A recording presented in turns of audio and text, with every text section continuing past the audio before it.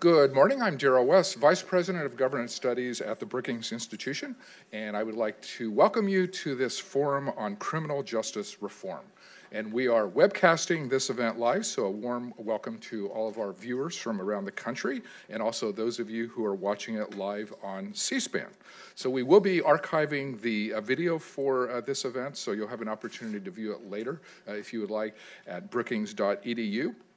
We'd also welcome any questions or comments that you have. We've set up a Twitter feed at hashtag CJreform. That's hashtag CJreform. So you're welcome to post any comments that you have during the forum. So the United States has one of the highest incarceration rates in the world. Our prisons are overcrowded, and there are racial disparities in convictions and sentencing. We need to reform our criminal justice system and develop alternatives to the existing policies. Today, we're going to be discussing criminal justice reform and how to approach that issue.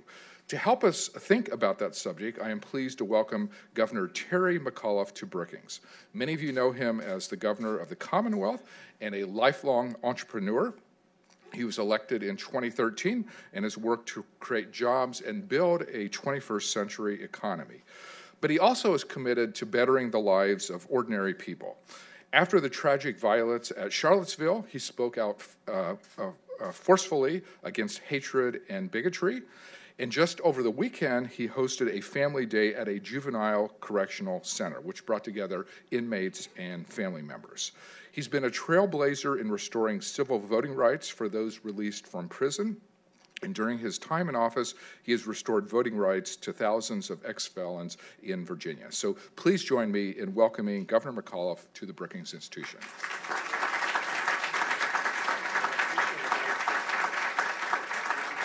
Thank you. Good morning, everybody. It's great to be back at the Brookings Institution. Appreciate y'all coming out today. Darrell, I thank you for that introduction. We have some great panelists here with us today, and I appreciate all you're doing. So to all of you, good morning. It's a privilege to be among so many people who share my passion for such an important issue that faces our country. And it's fitting that we're gathered here today on the 54th anniversary of the March on Washington. I first want to recognize the four people who have been very instrumental in working with me today. If they could stand up, my Secretary of Public Safety is here, Brian Moran.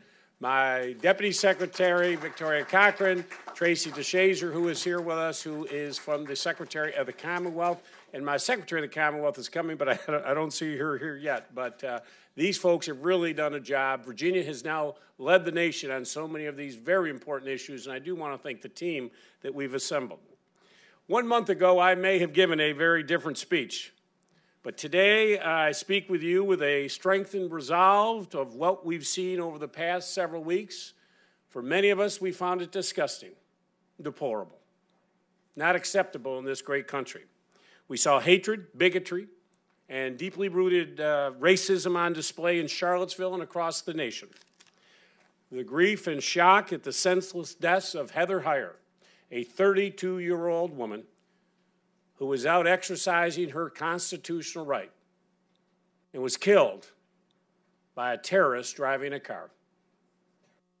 To the two state troopers in Virginia whom we lost, both individuals very close to me personally.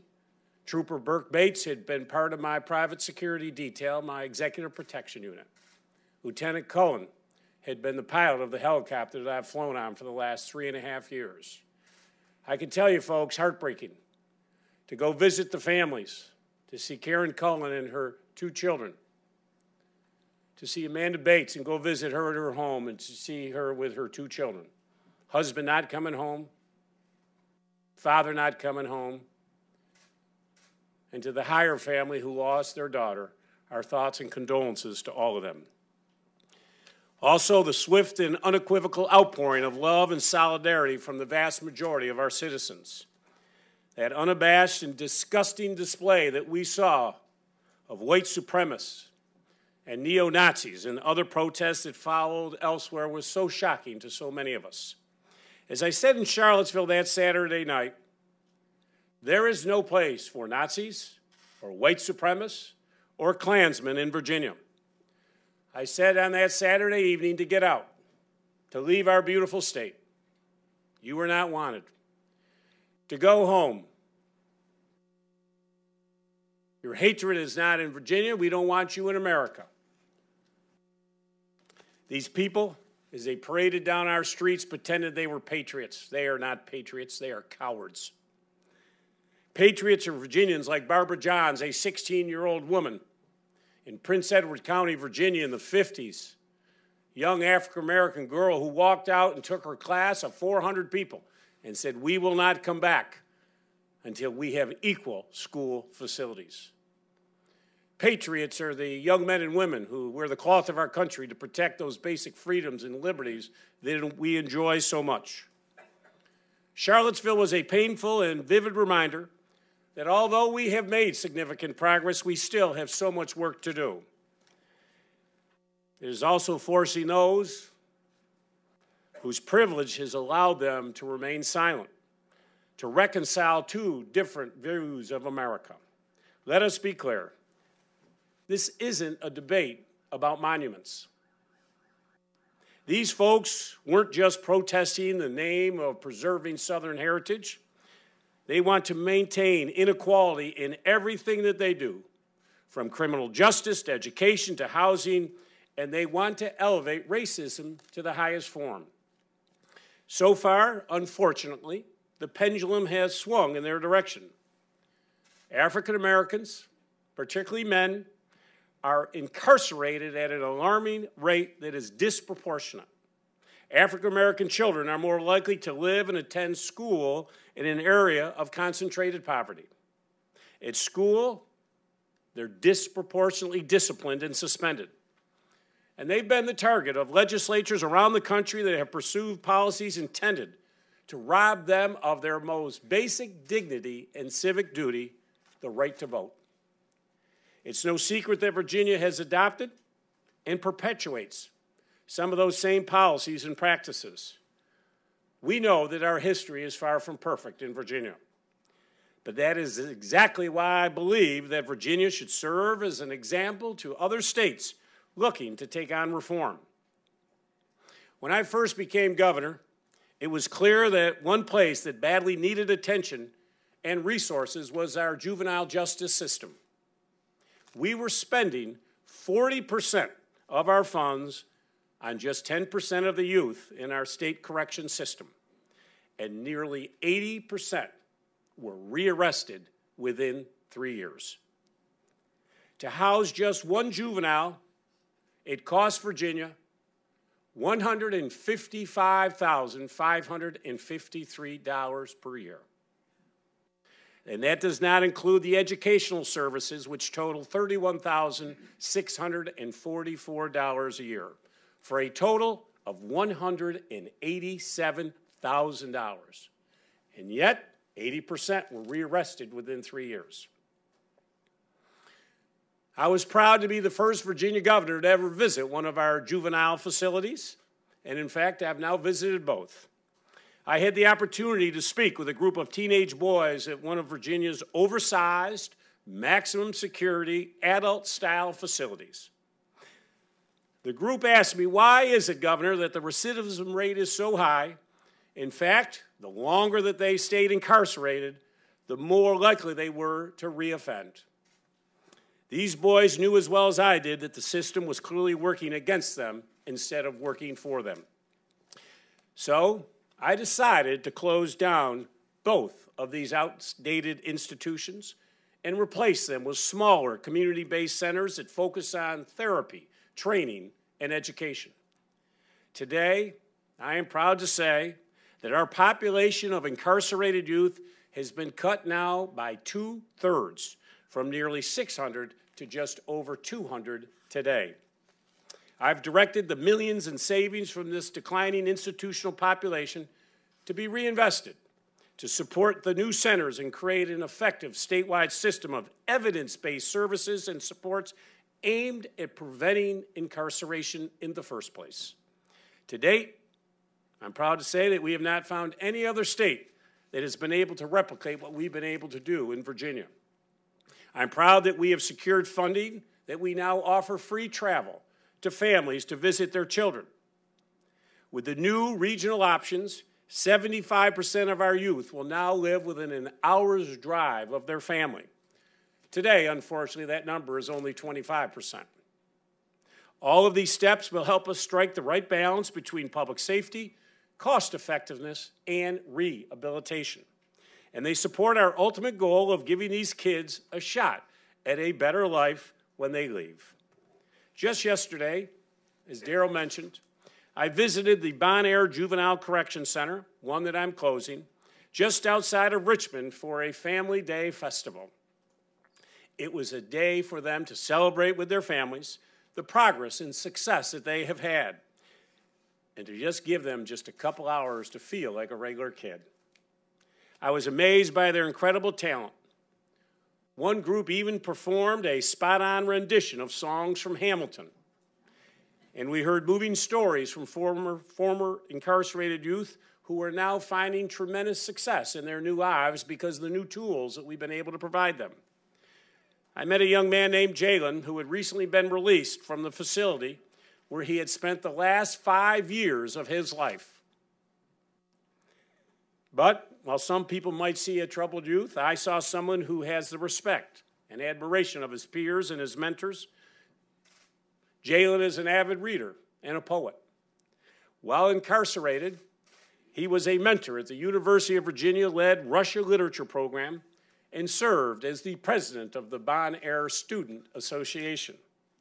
And now, with 24 college credits already under his belt, he walked out of Bon Air last month with a college acceptance letter in his hands. That's exceptional.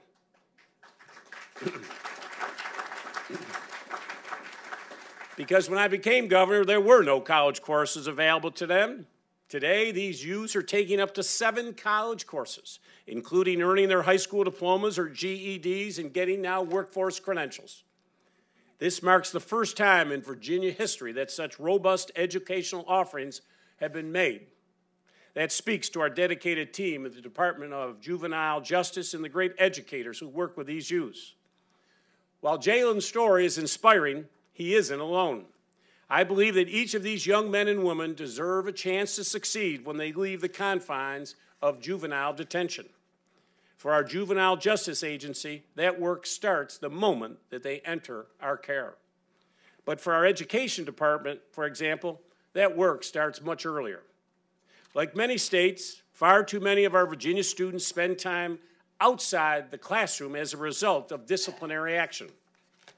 We've heard of stories of students being handcuffed and arrested, and the data clearly shows that African American children and students with disabilities are disciplined at a much higher rate.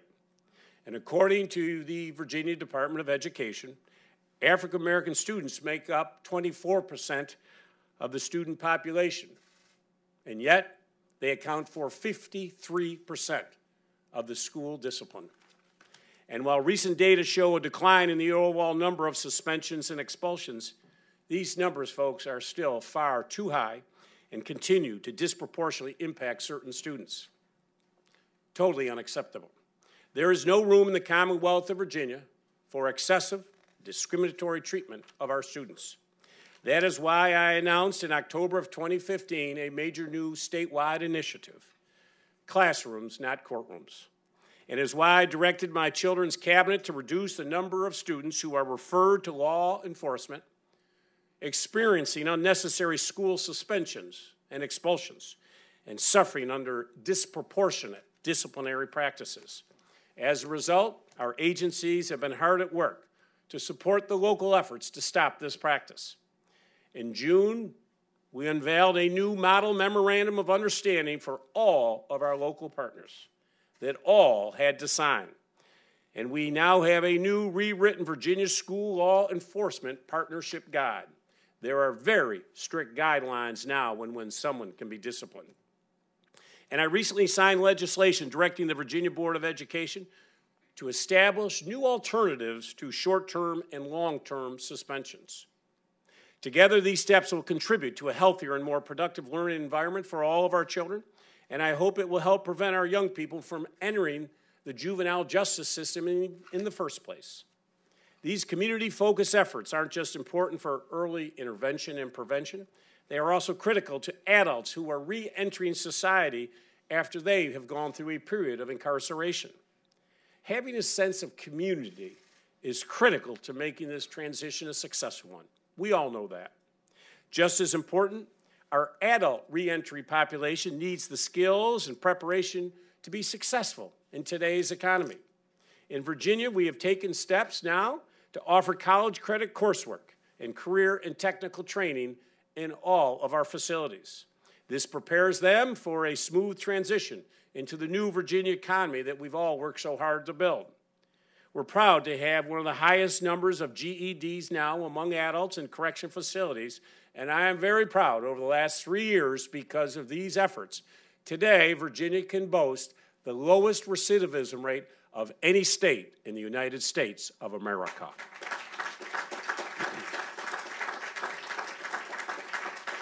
These measures point to the success of the historic transformation underway in Virginia, but we cannot stop there. As I alluded to earlier, insidious policies to hamper our citizens, including the lifelong label as a criminal in the name of public safety and justice. The burden of that label can be life-altering after you've served your time. To learn more about that firsthand, I invited 4 Virginians to have dinner with me last week at the governor's mansion. They were students, faith leaders, and professionals. They came from every walk of life. Each had their own unique pathway to success today. But the one common thread among them was their wish not to be defined by a mistake that they had made so many years earlier. That's because each of these Virginians had been convicted of a crime and had received a pardon from me. While most had long since moved on from their mistakes that they'd made, one of my guests hadn't even made a mistake in the first place. His name was Robert Paul Davis.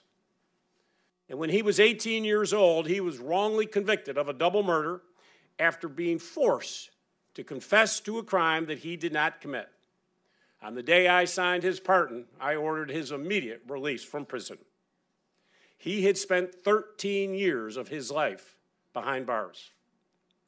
In fact, I've pardoned many Virginians who have never should have been charged in the first place. In May of 2015, I granted an absolute pardon to 58-year-old Michael McAllister, who had been wrongly convicted of attempted rape and abduction of a young mother in Richmond in 1986. After more than 28 years in prison, he was finally exonerated as a true criminal. A serial rapist who bore an uncanny resemblance to Michael came forward and confessed his role. And in March, I just pardoned a group of men known as the Norfolk Four. These 4 Navy veterans were wrongly convicted of raping and murdering a young woman in Norfolk in 1997.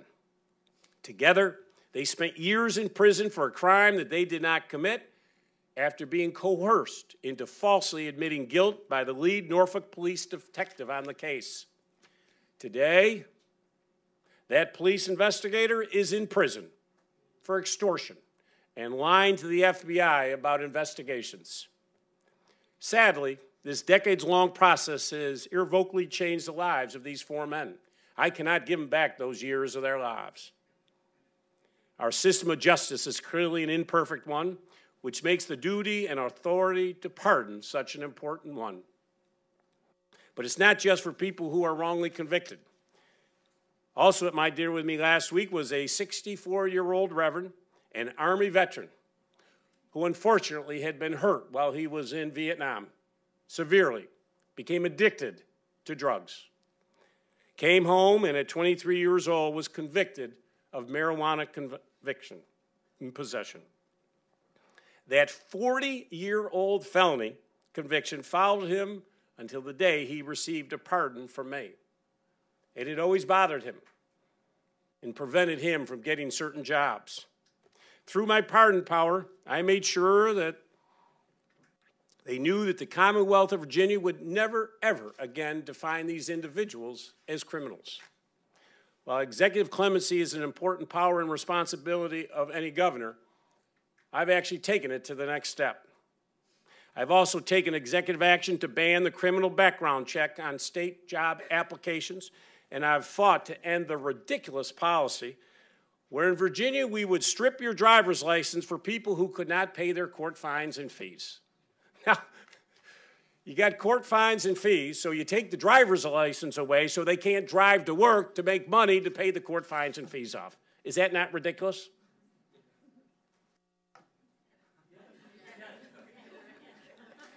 I found this one so baffling. And I reminded our legislators that, you know, there is no metro system in Martinsville, Virginia, or Abington. In our rural communities where this is very prevalent, the only way they can get to work is to drive.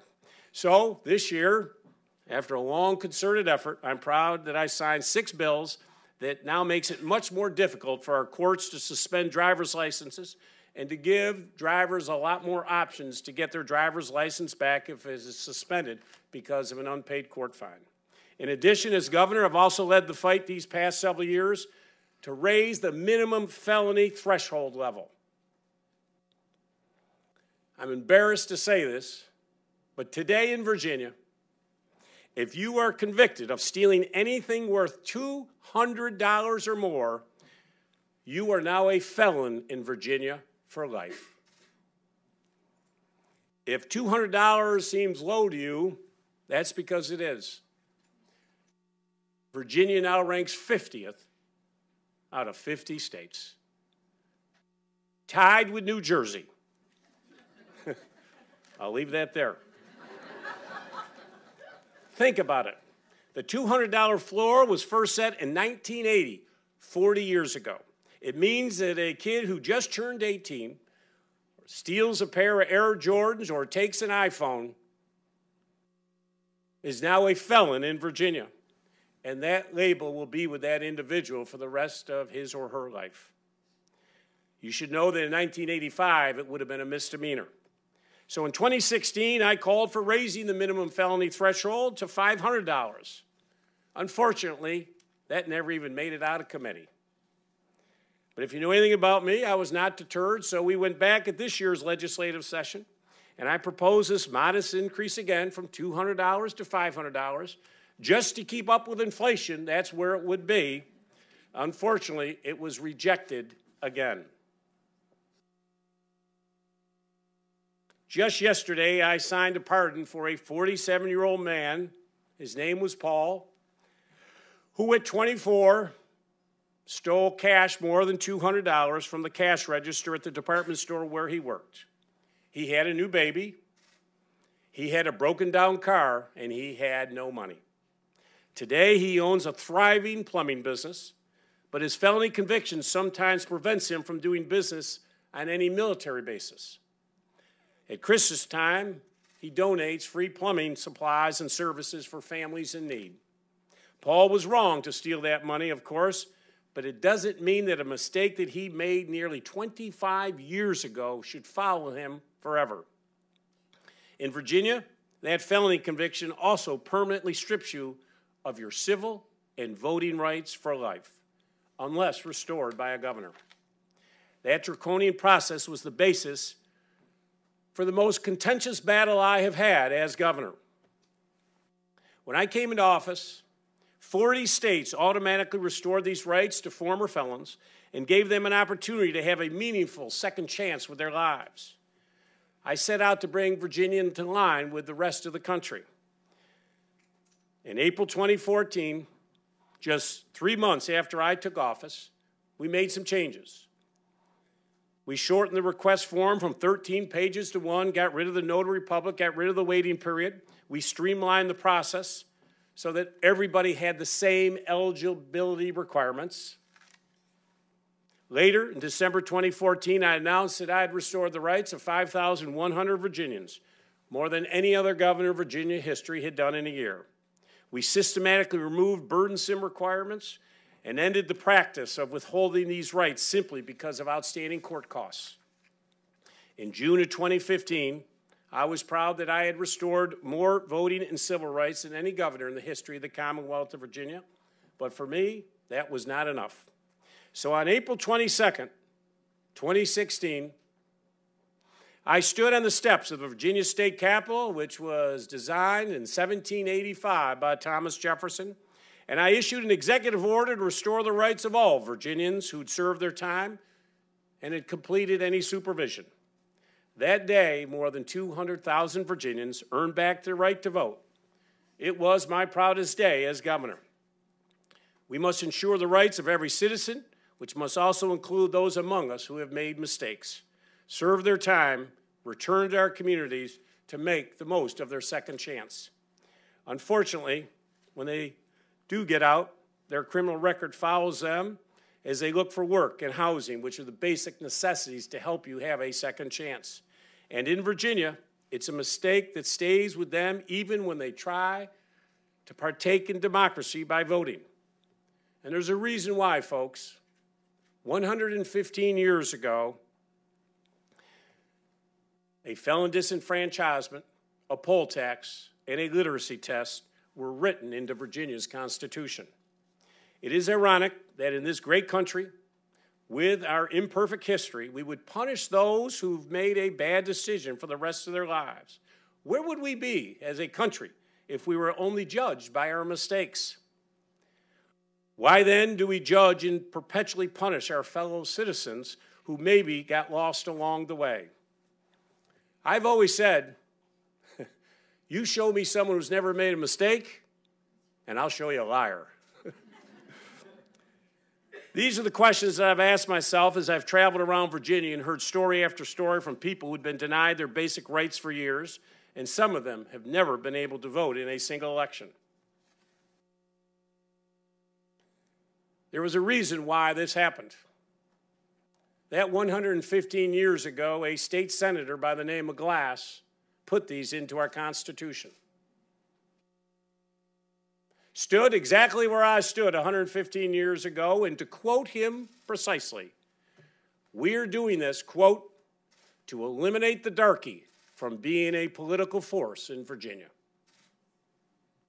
Think about that for a second, folks. So on that April day, I was proud to restore the rights to folks like Terry Garrett, who'd been stripped of her rights after years of substance abuse and frequent incarcerations. Terry made mistakes. She served her time. She turned her life around. In addition to being a loving mother and grandmother, is now a respected community leader and a sponsor to recovering addicts and former offenders. Yet, as you know, Terry had remained a second-class citizen.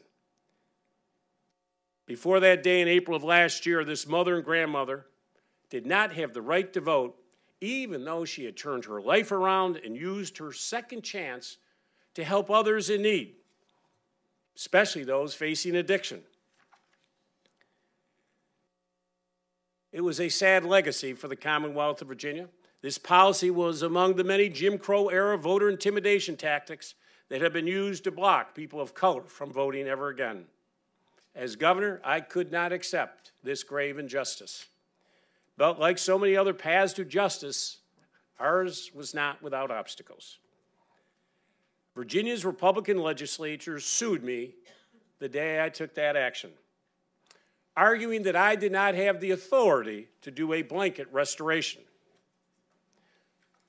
On July 22nd, the Virginia Supreme Court ruled against us, not based on constitutional grounds, but because they, quote, no governor had ever done this before.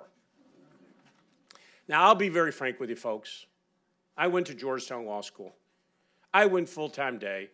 While I was there, I ran 3 companies. I wasn't in the building much.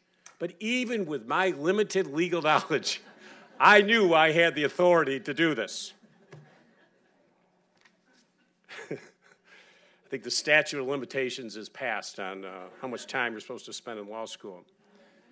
So think about this. Terry'd gotten her rights back, overjoyed, and here the Virginia Supreme Court had ruled against us, and she lost her right to vote again. I talked to her on that day. She was devastated. She couldn't talk. However, we weren't done fighting. On August 22nd, 2016, I stood in front of Virginia's historic Civil Rights Monument and initiated the new process of restoring rights. They had told me if the governor's going to do it, he has to sign every single one individually. I said, line them up. I'll sign everyone individually if that's what it takes. So guess what happened? They didn't like that. Once again, I was sued. This time, the General Assembly Republicans sued me for contempt of court. I now have the honor of being the first Virginia governor to be sued for contempt of court. This time, the Virginia Supreme Court sided in my favor and said he's doing it right by doing it individually, and Terry Garrett got her rights back again that day. And in November of last year, for the first time in her life, she walked into a voting booth to cast her ballot. With that vote, she officially regained her place in our society and showed us how powerful a second chance can be. Terry fulfilled this hard-fought civic duty with pride, something that nearly 100 million eligible Americans did not exercise last November.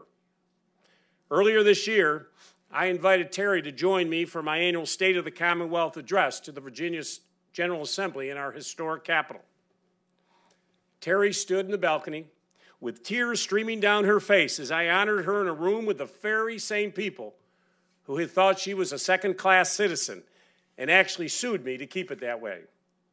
Over the past years, I've met countless people whose rights I've restored just like hers. These are our family, they're our friends, they are our neighbors. They send their children and grandchildren to our schools. They attend our churches, and they pay taxes. And now they can once again have a say in how their communities will grow.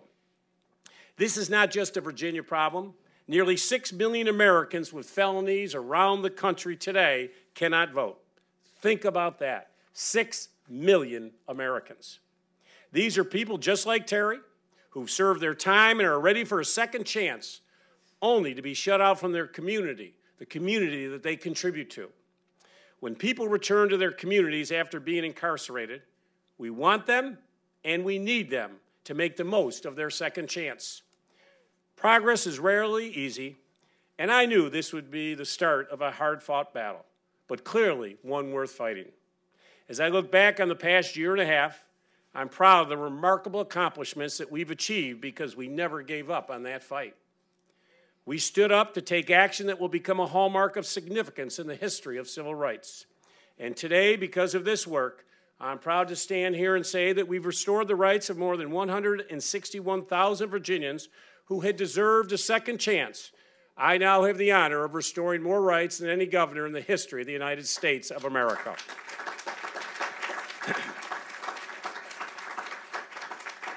Our work must continue until every person is ensured their basic human and basic civil rights. No voter should ever be barred from fulfilling their civic duty. No person should ever fall through the cracks of a broken criminal justice system. No child should be subjected to failing schools simply because of their family's economic status. Our efforts to date have started a long overdue conversation about how we view justice and how we can live up to our own American ideals. But we cannot continue that conversation without acknowledging how we got here in the first place. So yes, let's tear down those monuments and put them in the museums, in the battlefields, and the cemeteries where they truly belong. But let us also tear down the insidious policies that keep inequality and racism alive in our institution and in our attitudes. The greatest monuments that we can build to our nation's core values are not made of stone. We must actually live the American legacy that we all seek to honor by ensuring that every single child in this country has an equal shot to succeed, that every single man and woman who's made a mistake has a second chance to make it right, and that every American has a place to call home. That's what we've worked hard to do in Virginia under my watch. The progress that we've seen is just the start of a transformation that could take generations to be fully realized. That's why I hope this important work continues in January under my successor, because this isn't a Democrat or a Republican idea. It's an issue that cuts across economic status, race, origin, age, and political party. Incarceration and disenfranchisement have torn apart far too many families for far too long. And they've been used as legal tools to suppress the political and economic rise of our African American friends and neighbors. Folks, it's past time for criminal justice reform. It is time for a criminal justice revolution. Thank you very much.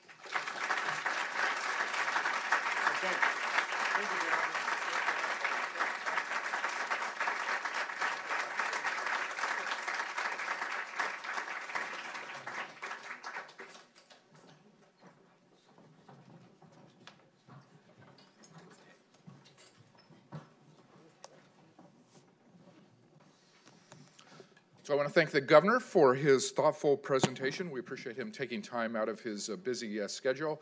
He had to leave because he's running to his next event, so was unable to stay longer. But we do have a distinguished panel of experts to continue the conversation. The moderator for our event is DeRay McKesson. He is a political activist and organizer for Campaign Zero, which seeks to end police violence. Joining him on the panel will be Sean Hopwood, who's an associate professor of law at Georgetown Law Center. He is the author of Lawman, My Story of Robbing Banks, Winning Supreme Court Cases, and Finding Redemption. And as far as I know, I believe he is the first bank robber to actually speak at the Brookings Institution. Also on the panel is Brittany Packnett. She is the Vice President for National Community Alliances at Teach for America. She also is a co-founder of Campaign Zero. Clint Smith is a doctoral candidate of education at Harvard University and also the author of Counting Dissent. He has given TED Talks on the danger of silence and how to raise a black son in America. So I will turn things over to DeRay to start the conversation. Thank you, and thank you everybody for coming. Excited to be here. I'm excited to moderate this incredible panel. So I know these two, and I just met Sean today. When I think about Brittany, Brittany was appointed to the Ferguson Commission in Ferguson, and she was one of the original protesters out there in the beginning. It was also appointed by President Obama to the Task Force on 21st Century Policing. Clint, an incredible poet and academic, who researches and studies the history of the civil rights movement in this work and has also done work in prisons. And Sean, a scholar and a former bank robber, who has written about how we change the system with everything from sentencing to the Speedy Trial Act. So excited to have this conversation. The first question that I pose is a reflection on the governor's speech. We have just as a country come off the heels of the initial incidents in Charlottesville, and there's been a lot of conversation about that. I'd be interested to know what your take is, especially as we talk about the climate of race and criminal justice reform. And we can start with you, Brittany. Well, thanks so much for that question, and thanks to Brookings for hosting this important conversation and having us. I've got two kind of main reflections on the speech. One is that I appreciate the recognition of Charlottesville as an important moment, but we have to recognize that it's a moment in a long series of moments that is part of a system here, right? And that what we saw was some of the most vile evidence of white supremacy, racism, and kind of the indoctrination of hatred in this country, and yet we see that act out every single day in our criminal justice system, in schools, on the street, in acts of protest, or the things that we're protesting against. And so I think it's really important that we frame this conversation properly in a broader system of white supremacy that does actually impact all of us every single day, because it is systemic, it is institutionalized, and it is woven into the very fabric of this country from policing on down.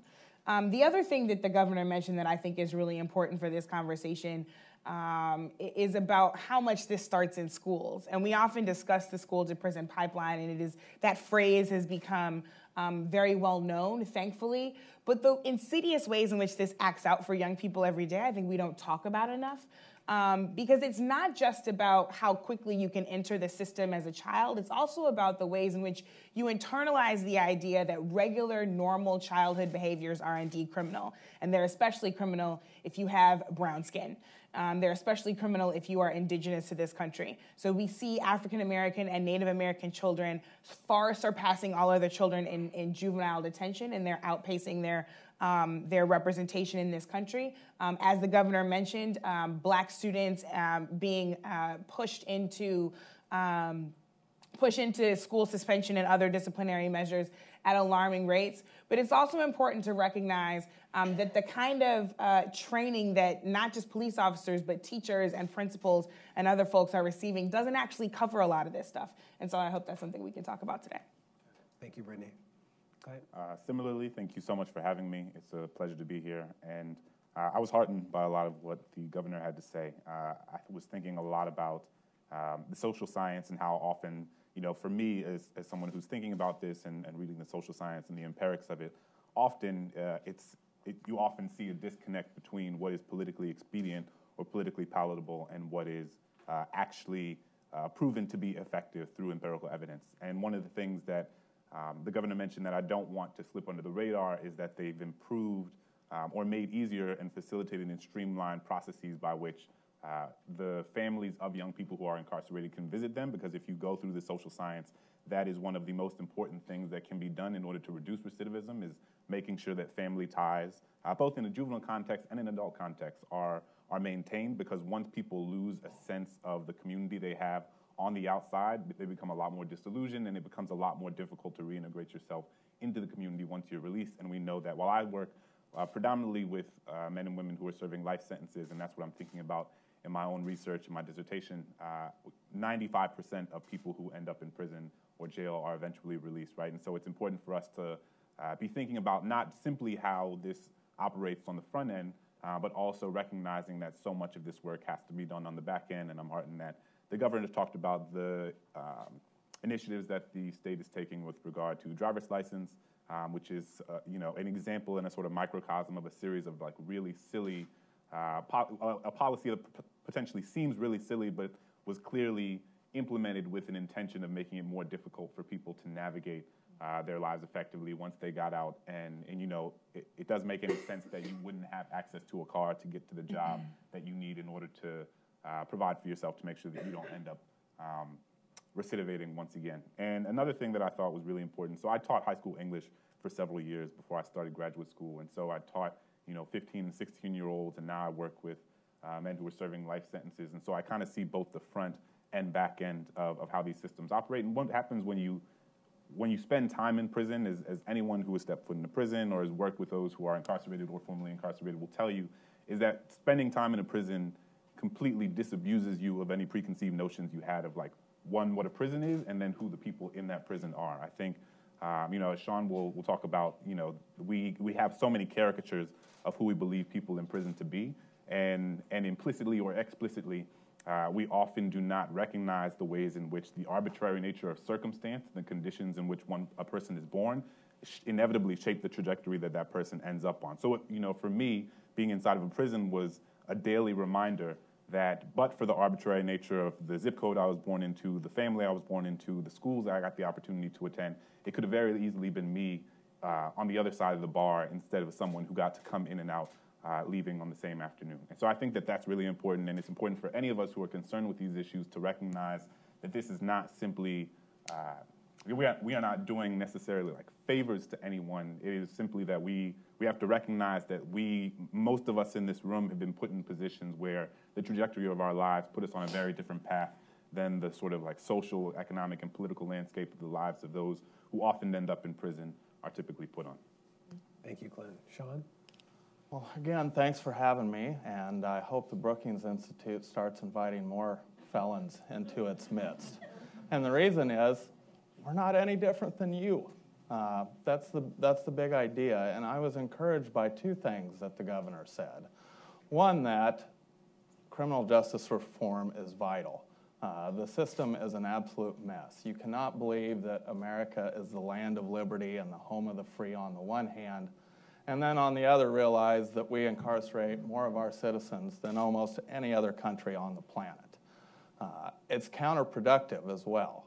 It's a system where we send people to prison as a first response rather than a last resort, and a system that when we send people to prison, the longer they serve, the less likely they are to get out and not commit new crimes, doesn't really benefit anyone, including taxpayers and crime victims. And that's the big irony. Our prisons are so awful that people have a hard time recovering from prison. Everyone makes change. I was 21 when I committed my crimes, and I've made pretty profound change now at the age of 42. If we know people can change, why do we think prisoners can't? And if the answer is because they're serving time in prison, that says more about our system than it does them as individuals. And so there is lots of room for improvement, from sentencing to prison reform to, you know, it's not real easy for prisoners to be incarcerated for a decade and then released with very little job training. We expect a miracle to happen. You know, when I got out of prison in 2008, 2009, I had never been on the internet, never seen an iPad, never seen an iPhone. One of the places I applied to, Cockle Legal Briefs, which was my big, you know, they gave me a job. One of the problems I had with them was I had a reference letter from a really wonderful attorney, one of the best attorneys in the United States. And I thought this reference letter could help me get a job, and they said, please send us a PDF. Didn't know what a PDF was, and you know what? No one else in the halfway house did either. That one little hiccup that we all get past every single day and don't think about can be life-changing for people getting out of prison. And the recidivism rates in some places are as great as the 5-year recidivism rate is 75%. So 3 out of 4 people coming out of prison are going to go back within 5 years. That system doesn't benefit any of us. So there is definitely the need for reform, but the thing I was encouraged most by what the governor said is that this is not just simply good government and what system do we want because it's the most beneficial to the most of us. It's also about justice. It's justice to give people second chances. It's justice that once they serve their time, we don't continue to punish that person for the rest of their lives. Because if you follow the legal system long enough, there are over 5,000 federal criminal rules and statutes that contain criminal penalties. There are thousands more in the states. Chances are all of you have committed a federal felony at some point in your life and you have no idea. And so to think that we will judge a person for the rest of their life based on a bad day, a bad week, or a bad year, as a matter of justice, that's simply wrong. We want to help people when they get out become productive citizens. But in order to do that, we've got to make some serious changes. But I was glad to hear that the governor thinks that this idea of second chances is not just good government, but it's actually justice. Thank you, Sean. So I think about 3 things. You know, I've been on a lot of panels about criminal justice. This is the only panel I've been on where everybody's been a teacher at some point. So you taught elementary school, high school, and now you teach at the college level. I taught 6th grade math. I'm interested in having a conversation that about some things that we don't normally talk about in the criminal justice space. When I reflect on the governor's speech, I think about what is a felon is one of the, he and I talked before, and it is fascinating that in cities across the country or in states, like the bar for what it means to be a felon is actually pretty low. In Chicago, it's $300, or in Illinois, it's $300, in Virginia, it's $200. That is so fascinating. I just was at the Cook County Jail, which is the largest single-site jail in the country. I also was at Angola, which is the largest landmass prison in the country. It's 28 square miles, 18,000 acres. Used to be 4 plantations put together, which is a wild thing. And I agree with you, Clint, that when you see a prison or jail, it like completely changes the way that you think about it.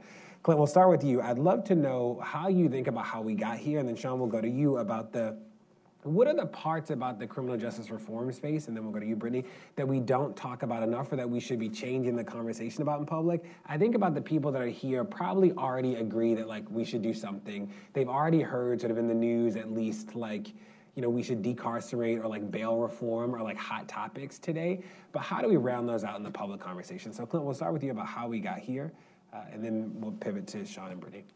Yeah, so as the governor alluded to, there's clearly a long history that stems from slavery, the Civil War, the failure of Reconstruction, or the purposeful and proactive killing of Reconstruction, and the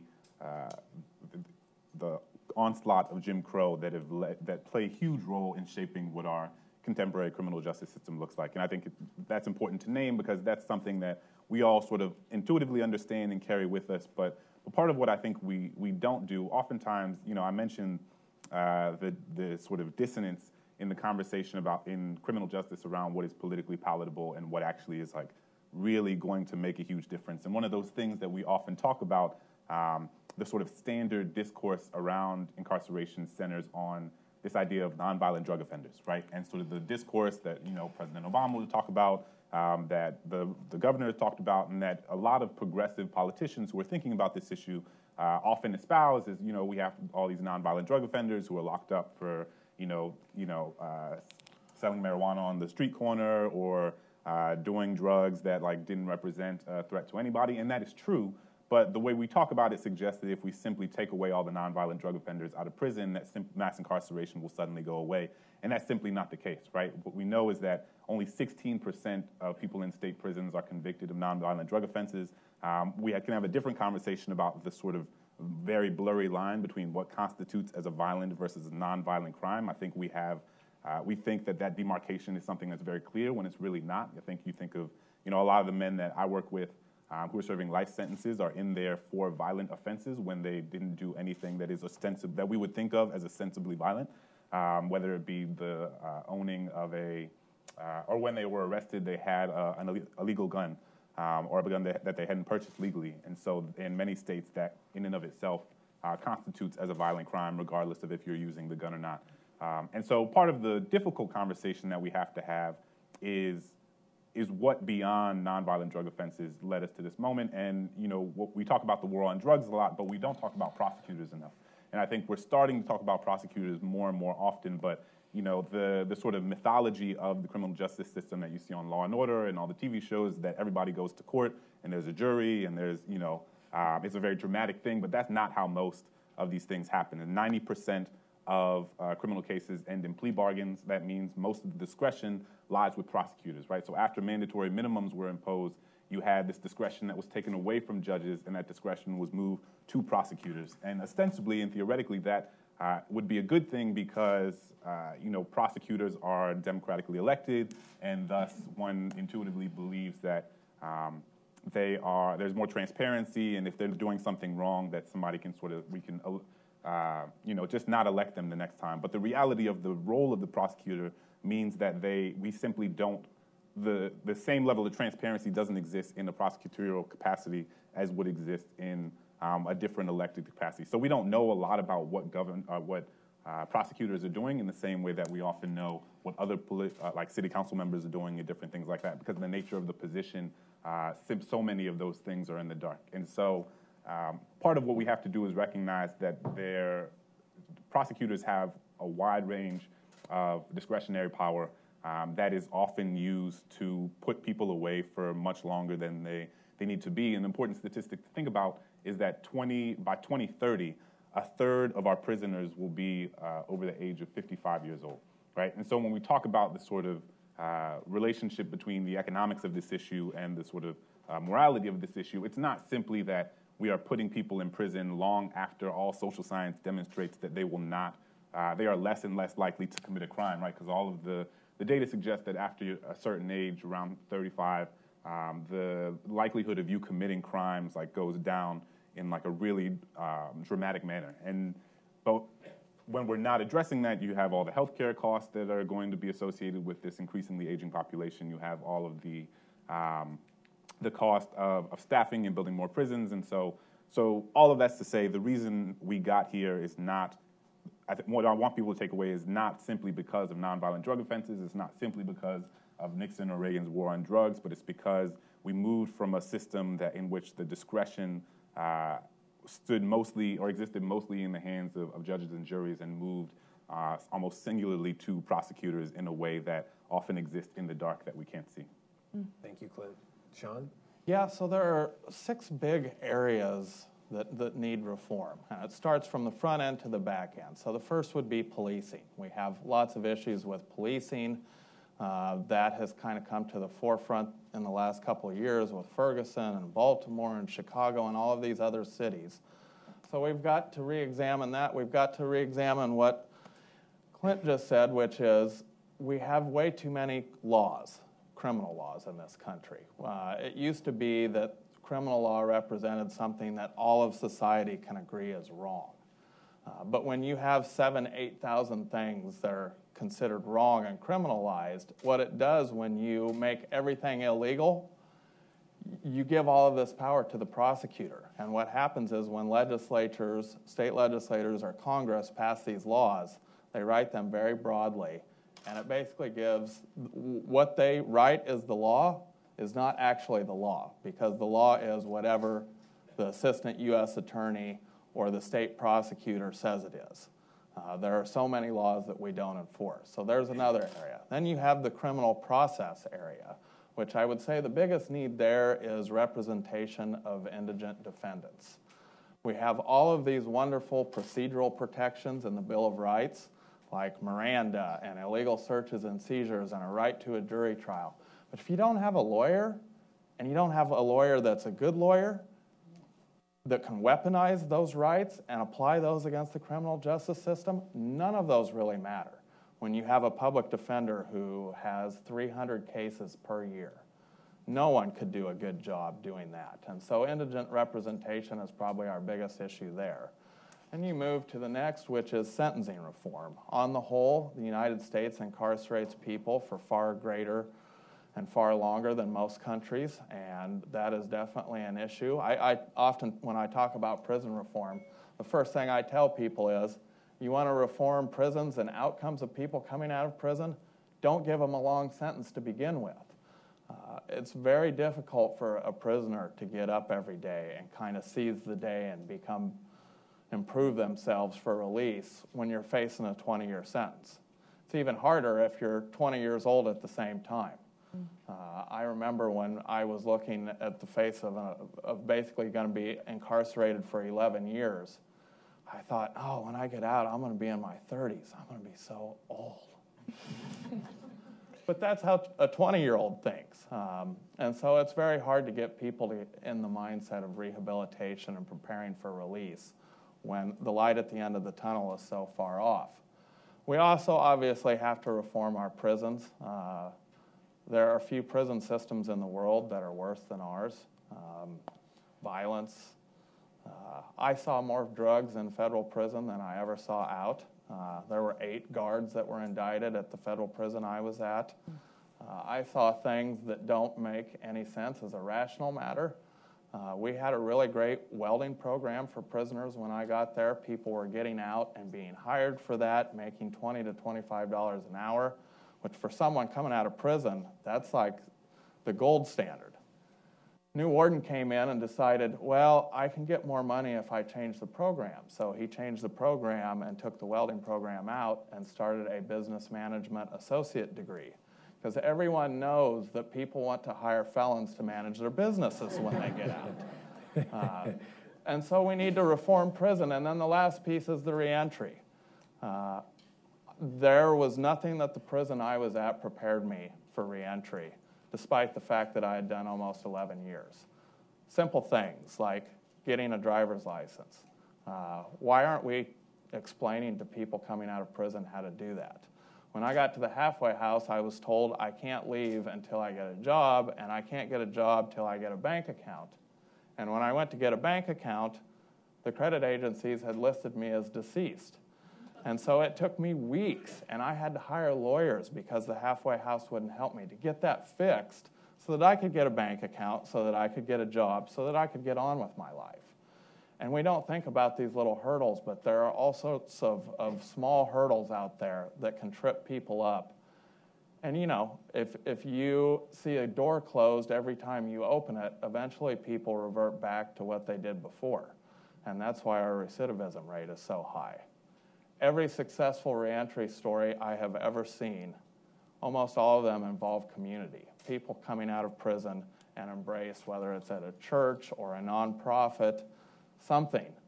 Because when you have community around you, you don't want to commit new crimes because you don't want to let those people down.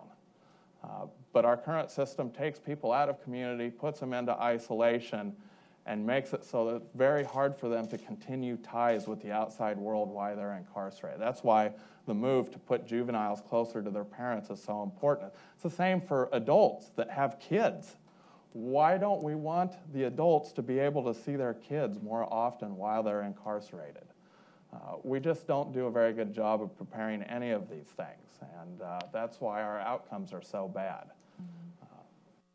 As you can see, it's pretty daunting because we need reform basically from start to finish. Thank you, Sean.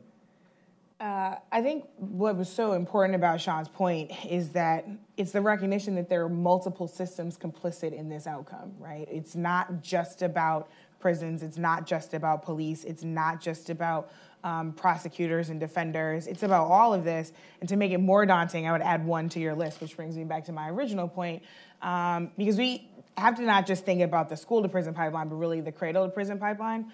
And in my view, I kind of see 4 steps, right? So there are a lot of children who are essentially born into this culture, right? Now, there are children who are literally born into this. There are 12,000 pregnant women imprisoned every single year in this country. And there are 28 states that have no laws disallowing what's called shackling during birth. So the mothers are actually shackled while they're giving birth, which not only for any of the women who have given birth in here, if you can imagine not being able to move your body to be more comfortable during the most painful experience of your life. So it's difficult for the mother, but it's also very difficult for the child because it makes it much harder for the doctors to deliver a healthy baby. So you've got children who are literally born into this, but also this broader culture that Clint has already walked us through, that are born into communities that have been completely destroyed by mass incarceration, the war on drugs, et cetera. And so you're born into this idea that you start to internalize that the people who look like you, the people in your zip code, the people in your neighborhood are somehow inherently more criminal than the folks you might see on TV, the folks across town, et cetera, right? So first you're born into this culture. Then you're disciplined into it once you get into school. I remember we were training our teachers in St. Louis, and I went to one of the schools where someone else was in charge, but one of my staff members was there to observe a teacher. And she called me and said, I need you to come down here immediately. And I came down to find a 7-year-old handcuffed to a chair. I don't know what a 7-year-old could possibly have done that bad that he could be handcuffed to a chair. And the story that I was told certainly did not meet the bar for that kind of restriction. But we have to recognize that the culture of education in this country is one of compliance and not of empowerment, right? So if it's all about controlling your body and controlling the way that you move, controlling how much you move, then yeah, it would actually unfortunately make sense that a 7-year-old is handcuffed to a chair if people feel like they can't control him, right? Instead of having a conversation, instead of asking what's wrong, that's the solution. I talked to a friend of mine yesterday whose sister pulled her son out of a school 3 days into the school year because she said the kids wear orange uniforms, and her son kept coming home saying, I can't sit the way that they want me to sit for 45 minutes, Mommy. And so again, this idea that compliance and restriction is better than empowerment is what we as adults come into the education space thinking is right, and yet it is deeply problematic for children. So imagine coming from a culture that says somehow the way that people like me behave is criminal, and then I come into an institution that tells me the same thing, that gives me the same message.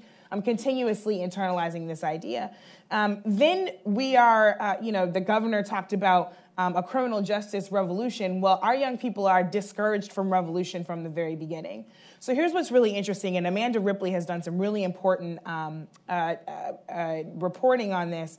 There are 22 states that have laws against what's called disturbance in schools, right? So this is what I mean when I talk about criminalizing everyday childhood behaviors.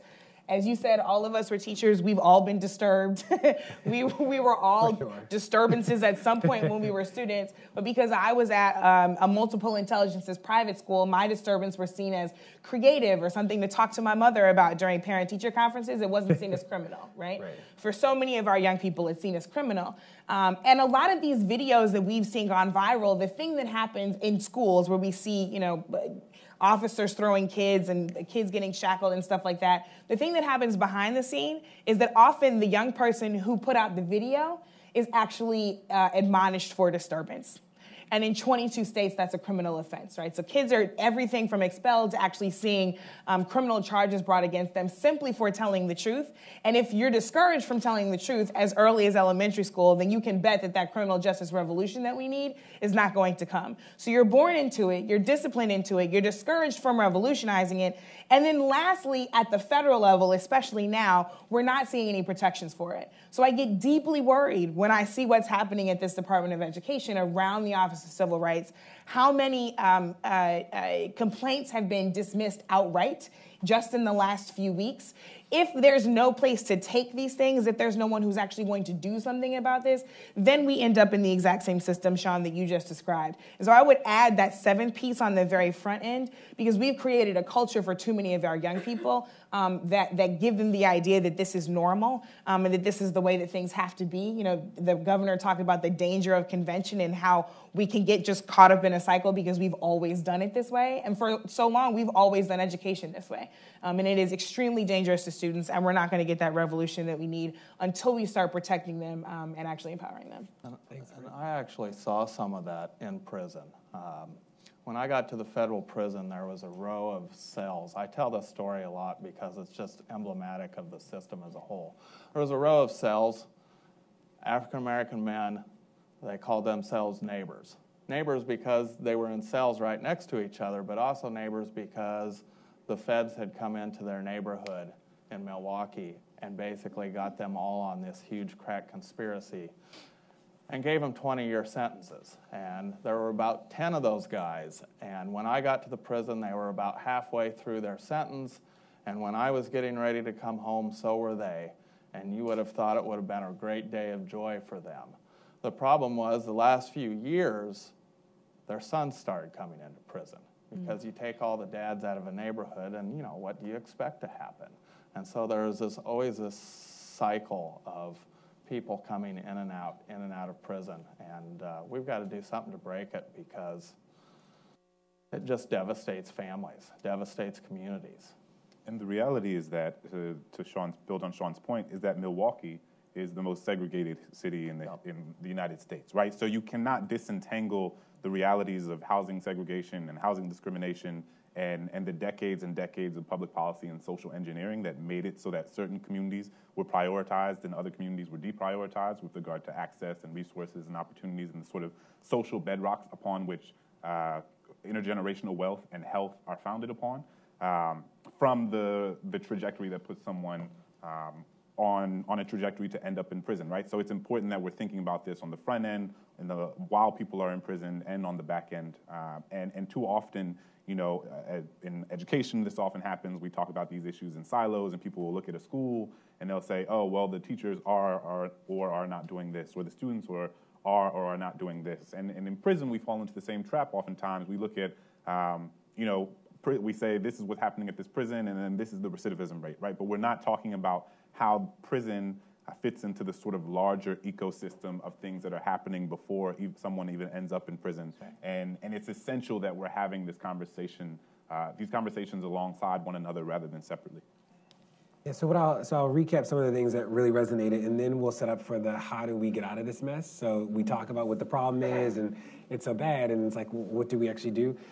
Clint, one of the things that I'm mindful of that you said is this idea that it's not just the nonviolent drug offenders, right? That like people, so much of the conversation is about the nonviolent population, but we could free all of them and we'd still have a really big problem in a way that people just don't talk about. And this question of like, what is violent? You know, I was in Chicago, and it's like if you are, like accomplices are considered violent in almost every state. So you just being around the crime is like coded as a violent offense in places. And there is this question, if you ask the public, like, what is a felon? That like people's go-to is like killed 35 people and like blew up a supermarket and a building, right? Like it's the most heinous version of whatever crime looks like.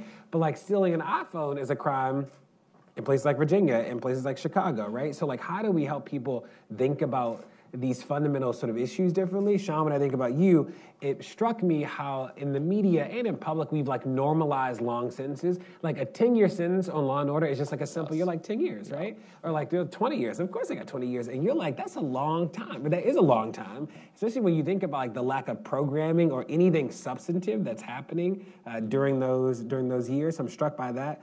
The second about, people, we don't talk about in public how not every place has a public defender, because on TV, everybody gets a public defender.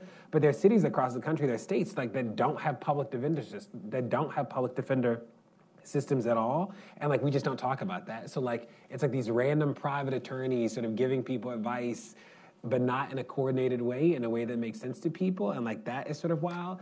And the third will be this focus on literacy. And you made me think about it, Sean, and Brittany, you made me think about it when we think about what are we doing on the front end with our kids, and then what are we not doing once people actually get into jail. And you think about cities like Baltimore, where there was a stat where I'm from Baltimore, where 30% of the adults cannot functionally read. And it's what does it mean to create opportunity for people when they can't read, right? And you literally have a captive audience, no pun intended. It's they are not going anywhere. You could run the most streamlined literacy program for every juvenile offender, for every adult offender. You could do it, but the people that staff most of our prisons and jails are social work. They are not educators normally. They are mental health professionals, and that's really important. So how do we actually have a real robust conversation about literacy work, or the core skill development when we think about prisons and jails? And just for a teaching moment, jails are before you've been convicted of anything, and prisons are after you've been convicted of things, if you didn't know. So let's start with you, Sean, and we'll work our way down. But how do we get out of this? What is the either what are the biggest levers? Where should the energy be now? Where should we focus on now, knowing there are more than one thing to do? And how would you, if people ask you what can I do? Sort of what's your response to them? I think about that question a lot because, time is infinite, and I want to do work where I feel like I can make an impact. And I can't tell you as I feel like I always make an impact every time I go to Capitol Hill. I come back from Capitol Hill usually thinking, was this worth my time? I think the first thing we need to do is we have... I think a lot of people feel that way. But yeah. We have had a lot more talk and discussions about criminal justice reform in the last 5 years than we have, since I've been alive. But we also, I think one thing we forget is that we have not convinced everybody. And there are people that think, my family was included until I got locked up, that the people that go to prison are the evil ones, the really bad ones. And then you get to prison, and my family would come visit me, and they would realize on visit, oh, these are just normal people who, for whatever reason, made bad mistakes. So I don't think we have convinced people yet, most people in America, that we need change. And I think that's one area that we need to do. And we need to get more people that have been to prison out and become leaders in that and out in the community. I often tell people I committed a violent crime, but I'm not a violent person. Turns out most of the social science, which you've talked a lot about, that's the big area for reform to me. We know so much more about how humans behave, and behavioral science has made huge gains. But you don't see any of that filter into our criminal justice practices. We know that people will age out of crime in their 30s and 40s, yet we tend to lock up people for 20, 30 years at a pop, even when they aren't actually a danger, no longer a danger to society. And so I think we need to educate average Americans about what the criminal justice system is like. And, as far as places to do that, there are lots of nonprofits and advocacy groups. I'm involved with Families Against Mandatory Minimums. I've also done work with everyone from the ACLU National Prison Project on litigation to Prison Fellowship, which is the largest prison ministry in the world. And so there are lots of places to fit in, but we've got to convince Americans first of the problem.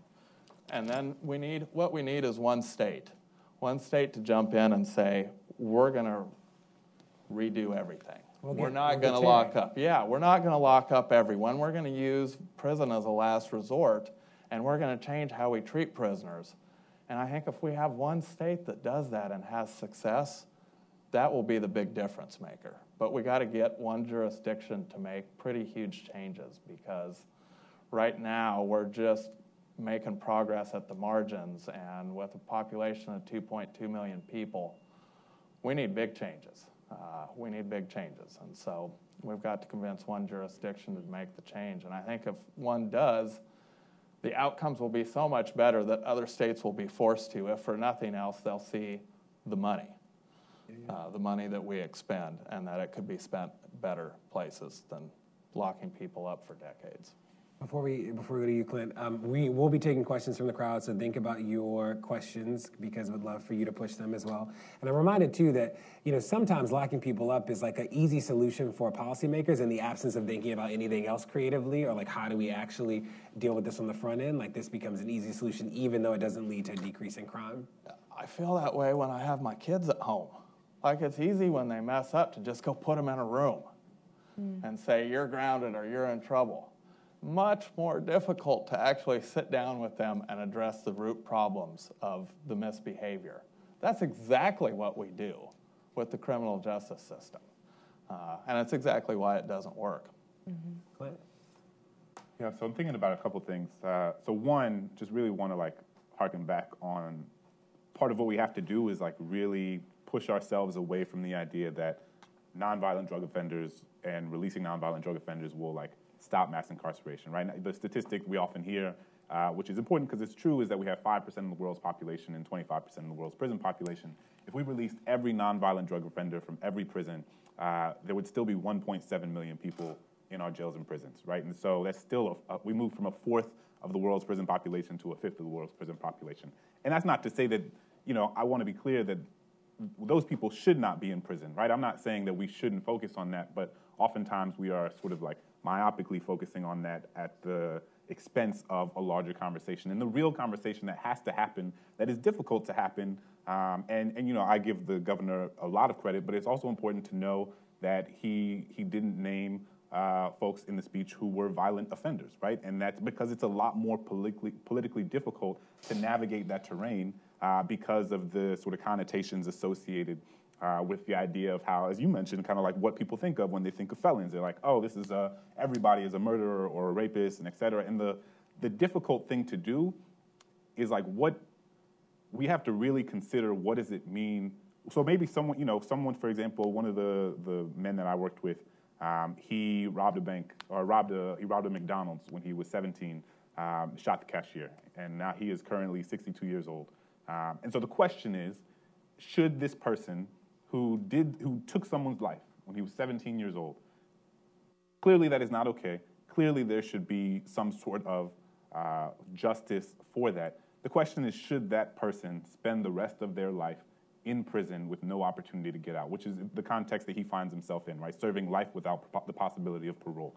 And these are difficult questions to grapple with, right? I remember that when I was first teaching in prisons, I didn't ask any questions about why the men I was working with were in there, because I was scared that if I found out why they were in there, then it would change the way that I thought about them. My second year when I was teaching in prison, I knew what everybody in the room had done. And it's not to say that it is, I'm spending time reading, Derek Walcott poems with men who are murderers, right? And we have to. When I was working with them, I didn't see murderers, right? It's kind of to Sean's point, they're not singularly defined, as Brian Stevenson always talks about. People cannot singularly be defined by the worst thing that they've ever done, especially when they did that thing as a child, right? And so should someone be punished for the rest of their lives for something they did as a child? I think that's a really important thing to address. And one other point that I just want to make is that a lot of people in this room or watching online or on C-SPAN are business owners or work with organizations or know people who are business owners and work with organizations. And oftentimes, people be like, well, what can I do? It's really important to account for the ways that small, otherwise not malevolent decisions continue to shape and perpetuate the difficulties that formerly incarcerated folks have of getting jobs, right? So even if you're someone who is the owner of a toy store and somebody comes into your comes in for an interview or turns in their application and you see that they were convicted of a felony, you have been trained and inundated with messages throughout your entire life to suggest that that is something you should swipe aside. And for you, it might simply be that's just good business. I'm just protecting, my business or my family or my coworkers. I think those are the moments where it's really important to kind of step back and sort of check yourself and ask, is this decision that I'm making, am I making a holistic decision based on everything that I know about this person and what they offer, the possibilities they offer as a future employee of my business? Or am I making this decision in a way that is predicated upon this person being formally incarcerated, and allowing my biases that are like deeply embedded within all of us, right, to shape the sort of business decisions that I'm making. I think that these are like small decisions that many people make that end up contributing to recidivism rates and that end up making it more difficult for formerly incarcerated folks to have jobs. So 3 things. You know, I like numbers. You teach. You just learn how to package these things. The first is to properly treat. So as the resident woman on not just this, but a lot of criminal justice panels, it is really important to talk about women who are incarcerated because it often goes undiscussed. 71% of women who are incarcerated have experienced a traumatic event. What is a traumatic event? It means that they were either victims of or exposed to domestic violence. It means that they've suffered from substance abuse, or they have experienced or suffer from some kind of mental illness that usually has been untreated or undertreated, right? So this is what I mean when I'm talking about all of these systems being complicit, right? Because now we can have a conversation about healthcare. But when we don't properly treat women, they end up in these circumstances. And what we also know to be true, and this isn't from some kind of spun study, this is directly from Department of Justice statistics, what we know is that white women are much more likely to receive treatment when they are discovered to have these things, and women of color are much more likely to be criminalized. Period, end of story. I mean, for us, that's kind of well, yeah, of course. But I think a lot of people are surprised by just the sheer volume of incarcerated women who this probably was preventable had things been treated correctly on the front end. And so I think that that's one of the really big things. The second is to properly train folks. You know, when I was on the President Obama's policing task force, I have to be clear about which president, President Obama's policing task force, we talked a lot about training, right? If we are going to live in a world with our police, and I think we need to be having a broader conversation about whether or not policing as it is now is what we need to continue doing. But if we're going to live in a world with this system, then our folks have to be trained properly. But myself, Brian Stevenson was also on that task force, other folks, we made sure that when we were talking about training, we weren't just talking about beat cops and officers. We were also talking about teachers, administrators, school district officials, school resource officers, and quite frankly, parents who don't really understand what discipline looks like in a school and need to understand what is right and what should be happening for my child and what is actually improper, but I'm just so used to it that I don't question it.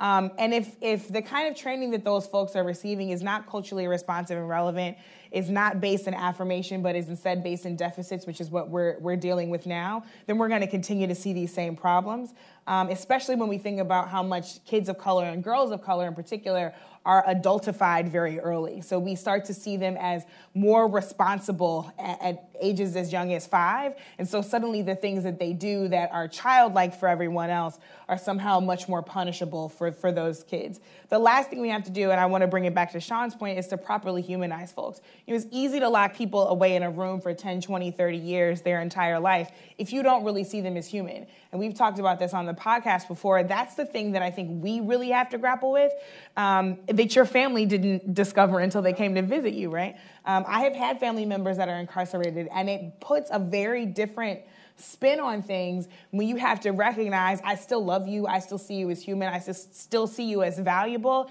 irrespective of this thing that you did. And I also am fighting a lot of folks who don't see you that way. And if we don't start looking at folks who are in these circumstances as fully human and fully capable, then we're actually not going to get anywhere. And just to piggyback quickly on that point, I think one of the things that contributes to humanization is proximity. And I think to the extent to which people can come and exist in proximity to those who are incarcerated or formerly incarcerated, like really does a lot to recalibrate the way that you understand these institutions and the people who are a part of these institutions. And there are a myriad of organizations. All you have to do is hop on Google that do work around reentry here in DC and around the country, around reentry, around work with formerly incarcerated folks. But even, you know, a lot of these prisons and jails also have like are attempting to build, some more than others, robust volunteer programs. And you'd be surprised and really shocked how if you just simply send an email or show up to a prison and say, I am a yoga instructor, or I teach poetry, or I'm a cook and want to teach a culinary class, they are desperate to give so many wardens, especially wardens who are becoming more and more thoughtful about these issues, are desperate to provide any sort of programming that they can, especially free programming, to the people in their prisons. And so if you have some time and you're thinking about what can I do, how can I contribute, it makes, even if you can only go once a year, it really makes a difference for you and then your ability to advocate on behalf of the incarcerated community if you are in proximity to those who we're often talking about. In proximity in a respectful way, right? Where you're actually offering a service and not just being a cultural tourist, observing people in their worst moments. John, you were going to say something? Yeah, well, I go into a lot of prisons and I take a lot of people into prisons, and what they always say is this has profoundly changed not the prisoners but them when they've come into prison. And for prisoners, having volunteers come in kind of keeps you tethered to the real world and not prison, which is very important for rehabilitation purposes. The people that do best are the ones that are thinking about the day I'm coming home, not what's going on here today in the prison. And he's right, that you can all go volunteer at any prison. And I would tell you that once you do, you'll probably want to go back more and more, and you'll probably want to then invite other people. And that's what we really need. We need like armies of volunteers to go in. And if the government's not going to provide job training on how to get a driver's license, then we should. I think most of the solutions are going to come from not necessarily from government, but from businesses and just individuals who, you know, my wife's sitting up here. She drove me around to like 30 job interviews. This was 2008. It was the height of the recession. No one was finding work. Well, I'm the guy that just got out of federal prison. And, you know, she was a resource to me that other people did not have. And you know, everybody thinks that I'm a pick yourself up by the bootstrap story, but I'm the opposite of that. I had resources and people that poured grace into my life. And that's the difference between me and the person that went back to prison. I'd like to tell you it's different, but it's not. It's really that simple. You know, one of the things that we don't talk about a lot, and you Sean, you've talked about it, is like the power that wardens have, is that you'd be shocked at like from prison to prison or jail to jail, like the people that run the prisons have like a lot of unchecked, it's not like a law, it wasn't like the governor's decree that said it, it was like literally like the warden, I was at one place and like the warden was just really religious, so like he did all this stuff because he thought God said that he should do it. And you're like, that's interesting. And it worked out in the prisoner's favor in most cases because he was so religious. But like some things shouldn't just be at the discretion of like the random sort of warden who is there. So let's be able to take some questions. I think there's like a microphone or somebody has a microphone, they told me. Right here, so we'll go to him.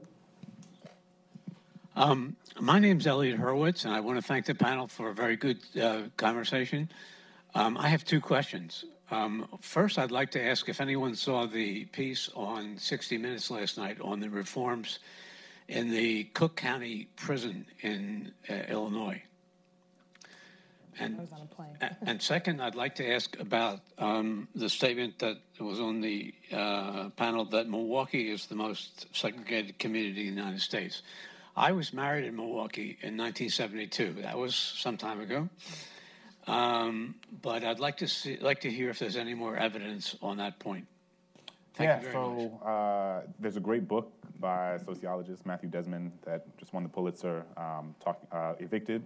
That's sort of in part of his research outlines the ways in which community segregation and neighborhood segregation contributes to really high homelessness rates and eviction rates that disproportionately affect people of color and specifically disproportionately affect women of color. He often talks about how mass incarceration is this system that deeply impacts black men, and eviction is this phenomenon that deeply impacts black women in a sort of similarly disproportionate way. But yeah, I mean, the research is pretty clear. I think if you Google it, and it came to the fore after the police violence that was in Milwaukee, I think 2 years or so ago. And there were a lot of articles in the Times and different things about it. So, you know, part of this is not a panel on housing, but it's essential to understand the ways in which the history of redlining and housing segregation and zoning policies, both in a historical and a contemporary sense, shape the dynamics of what different communities look like.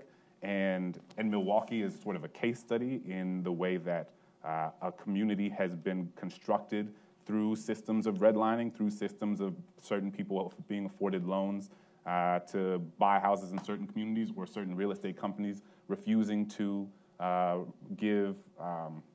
to sell houses to immigrants or black people or brown people in certain communities. And those, inevitably, the more segregated a community, the more stratified and isolated resources become. And the more stratified and isolated resources become, the more desperate the circumstances of the people within those communities, and thus, the ostensible rational decisions that people make are in response to like deeply irrational and sort of insidious circumstances. So we're going to go back here. I saw him back here. I'm going to the Cook County Jail actually tomorrow to meet with Sheriff Tom Dart, who's the sheriff of the Cook County Jail. I know that they did just have the 60-minute special. They're doing a lot of interesting things in Cook County. And in September, there's a judge's order that the chief judge down there, the judge's order will effectively end money bail in most situations, or it should, is people's hope. So that will be interesting. Cook County Jail has experienced a big decrease in the number of arrestees in Cook County. It went from like 18,000 to 10,000 now, mostly because of after Laquan McDonald got killed, the arrest rate in Chicago has dropped precipitously, which is good for it's good for the people not being arrested right now. So, but Cook County is a place to look at for a model in some ways. I saw, did you see your hand back there? That was you, right? Yes. Oh no, your hand wasn't up? Okay, cool. Sorry. Okay, we'll go to you right there. She's on this, yeah, right here. Yeah. In the back, all the way in the back. Thank you. Thank you for this awesome event. I think that one of the things we have to look at is the mindset that prevails. We're guilty until we're proven innocent, not the other way around. And I share the frustration of going to Capitol Hill far too many times and coming back with nothing. And the specific case I want to talk about is Khalif Broader. And I don't know how you all think we can avoid having ever another Khalif Broader situation, but his only crime was he just happened to be a poor black teenager who couldn't raise bail. And in the end, he had done nothing wrong. Yep. So if you could speak to that for a minute, that would be appreciated. Brittany? I had literally just written down, I don't know if you saw it, I had literally just written down Khalif's name because I didn't want it to go unspoken in this space. I had the really unique opportunity to posthumously honor him. So if you are not familiar with Khalif Broader's story, Spike TV did a 3 or 4 part documentary on him, which is, quite frankly, required viewing if you are interested in this topic. But he was a young man who was falsely accused of stealing a backpack. Was jailed at Rikers Island for a very long time, awaiting trial, right? So not even having been convicted of anything, suffered an immense amount of abuses in Rikers Island, had a very difficult time with reentry, and ultimately took his life. And so we find I find Khalif Broader's story to be not just a particularly tragic example, but for me, he is like one of the greatest heroes of this movement, because without his willingness to tell his story when he was alive, this just would have gone undiscussed. So I want to thank you for bringing him up.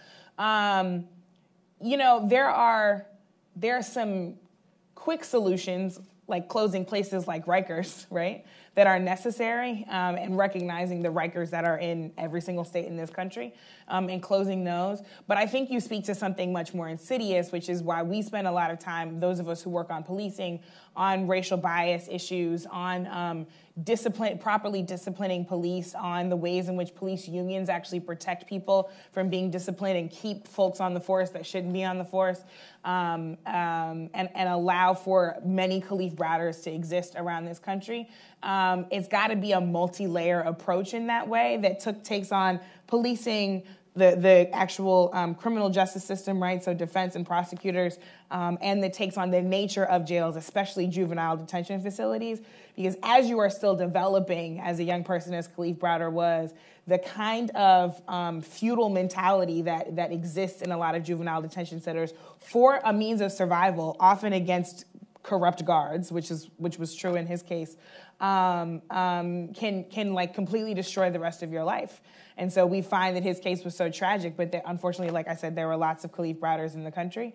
But I believe the answer to your question is that we've got to come from every angle at that thing. And I think what Khalif's story, just to mention quickly, also demonstrated is that there's far too low a bar. And maybe Sean can speak to this a little bit, but it seems to me to be far too low a bar for people who are becoming correctional officers. And there's a great piece that was in Mother Jones last year by Sean Bauer, in which he went undercover as a correctional officer, and he talks about how easy it was. I mean, he is like before he went undercover, he was like a very well-known reporter. And he went undercover, and he talked about how easy it was for other people that he worked with who probably shouldn't have been in the positions of power and authority that they were, that's inherent to being in an incarcerated space, who simply slid under the radar, or the ways in which once they were in there was like very little accountability in terms of the way that they operated and the way that they bestowed their authority and enacted that upon the prison population. And so I think that that's also something to consider, is that there is an inherent power bestowed upon those who are correctional officers in prisons and jails throughout the country, and we don't often talk about what it takes or what it doesn't take necessarily to like get into that position, and if these people are qualified to be in positions where, you know, you look at the Spike TV documentary and you see the footage of how these officers were treating Khalif, and Khalif is like, again, just as we've mentioned, as a microcosm of something that happens and does or doesn't get caught on camera all the time across this country. And I think that that's something we also need to be considering too, is who are we allowing to have into these prisons, and how much power and accountability is being afforded to those individuals. And to be clear, just to put this together for folks who don't know his story well, the correctional officers in Rikers essentially started this thing called the program, which was the gang system in the jail, such that they could smuggle in the things that they wanted to, make the money. But it wasn't the kids that set this up. It was the correctional officers. And so who got jumped, when they got jumped, if kids didn't get with the program, here was your punishment. The correctional officers came up with that. And the other thing is that we can end money bail. So D.C. doesn't have money bail, Kentucky, New Jersey. Like, people talk about bail reform, and it becomes like this theoretical thing that we can never do. And it's like, places have already done it. You know what I mean? Like, it is a real thing. It can happen. And like, we can close Rikers. You know, the interesting thing about Rikers is it's essentially the only jail in New York City, right? Which is why everybody goes there right now. And closing it, I was just with de Blasio not too long ago, and the people leading the Close Rikers campaign. Closing it will essentially require the creation of a jail in every borough. And it's been interesting because one of the hard things about this work is that sometimes we find ourselves with unlikely foes, right? So you think about the correction officers, is that in a lot of cities, the correction officers are people of color, they're women, they're like low-wage workers, they're people who are like actually fighting against closing the prisons, because if they close the prison, then they're all of a sudden out of a job, right? Or they're people who want Rikers to close but don't want a jail anywhere near them. And it's like, well, we got to figure out like how to actually make this work. I think there's time for one last question. Thank you. I'm a 35-year veteran of the criminal justice system, criminal defense lawyer, 20 years a trial judge in Arizona, of all places, and not just Arizona, but Maricopa County, Sheriff Joe's county. Had the pleasure of riding on an elevator one day going to lunch, and he was in the back of the elevator. I got on, and he said, there's one of those liberal judges that just got on. And I said, well, if there are any more fascists on board, please push the lobby button for me. We'll go to lunch. Let's talk about it. The problem is so daunting, and the task set for reformers is so vast and difficult.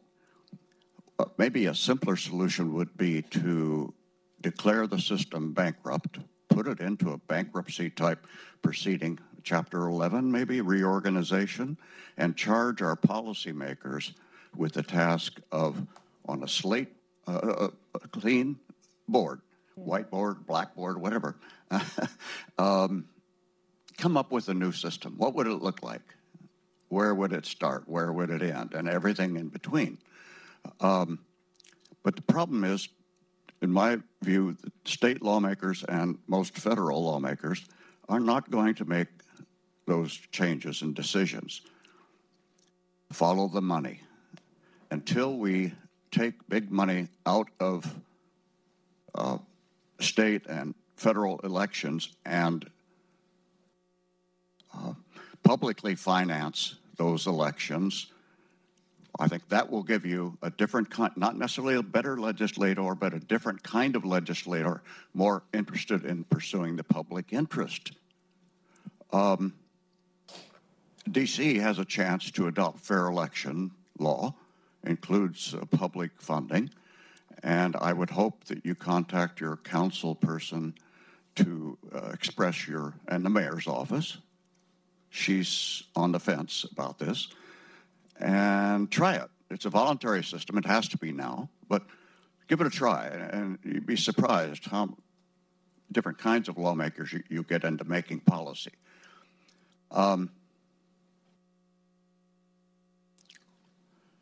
So bankruptcy may be a solution. Chapter 11 reorganization might be a model to take. We'll get them to respond to that. Yeah. No, and I had the time messed up, so we can get your question too. Okay.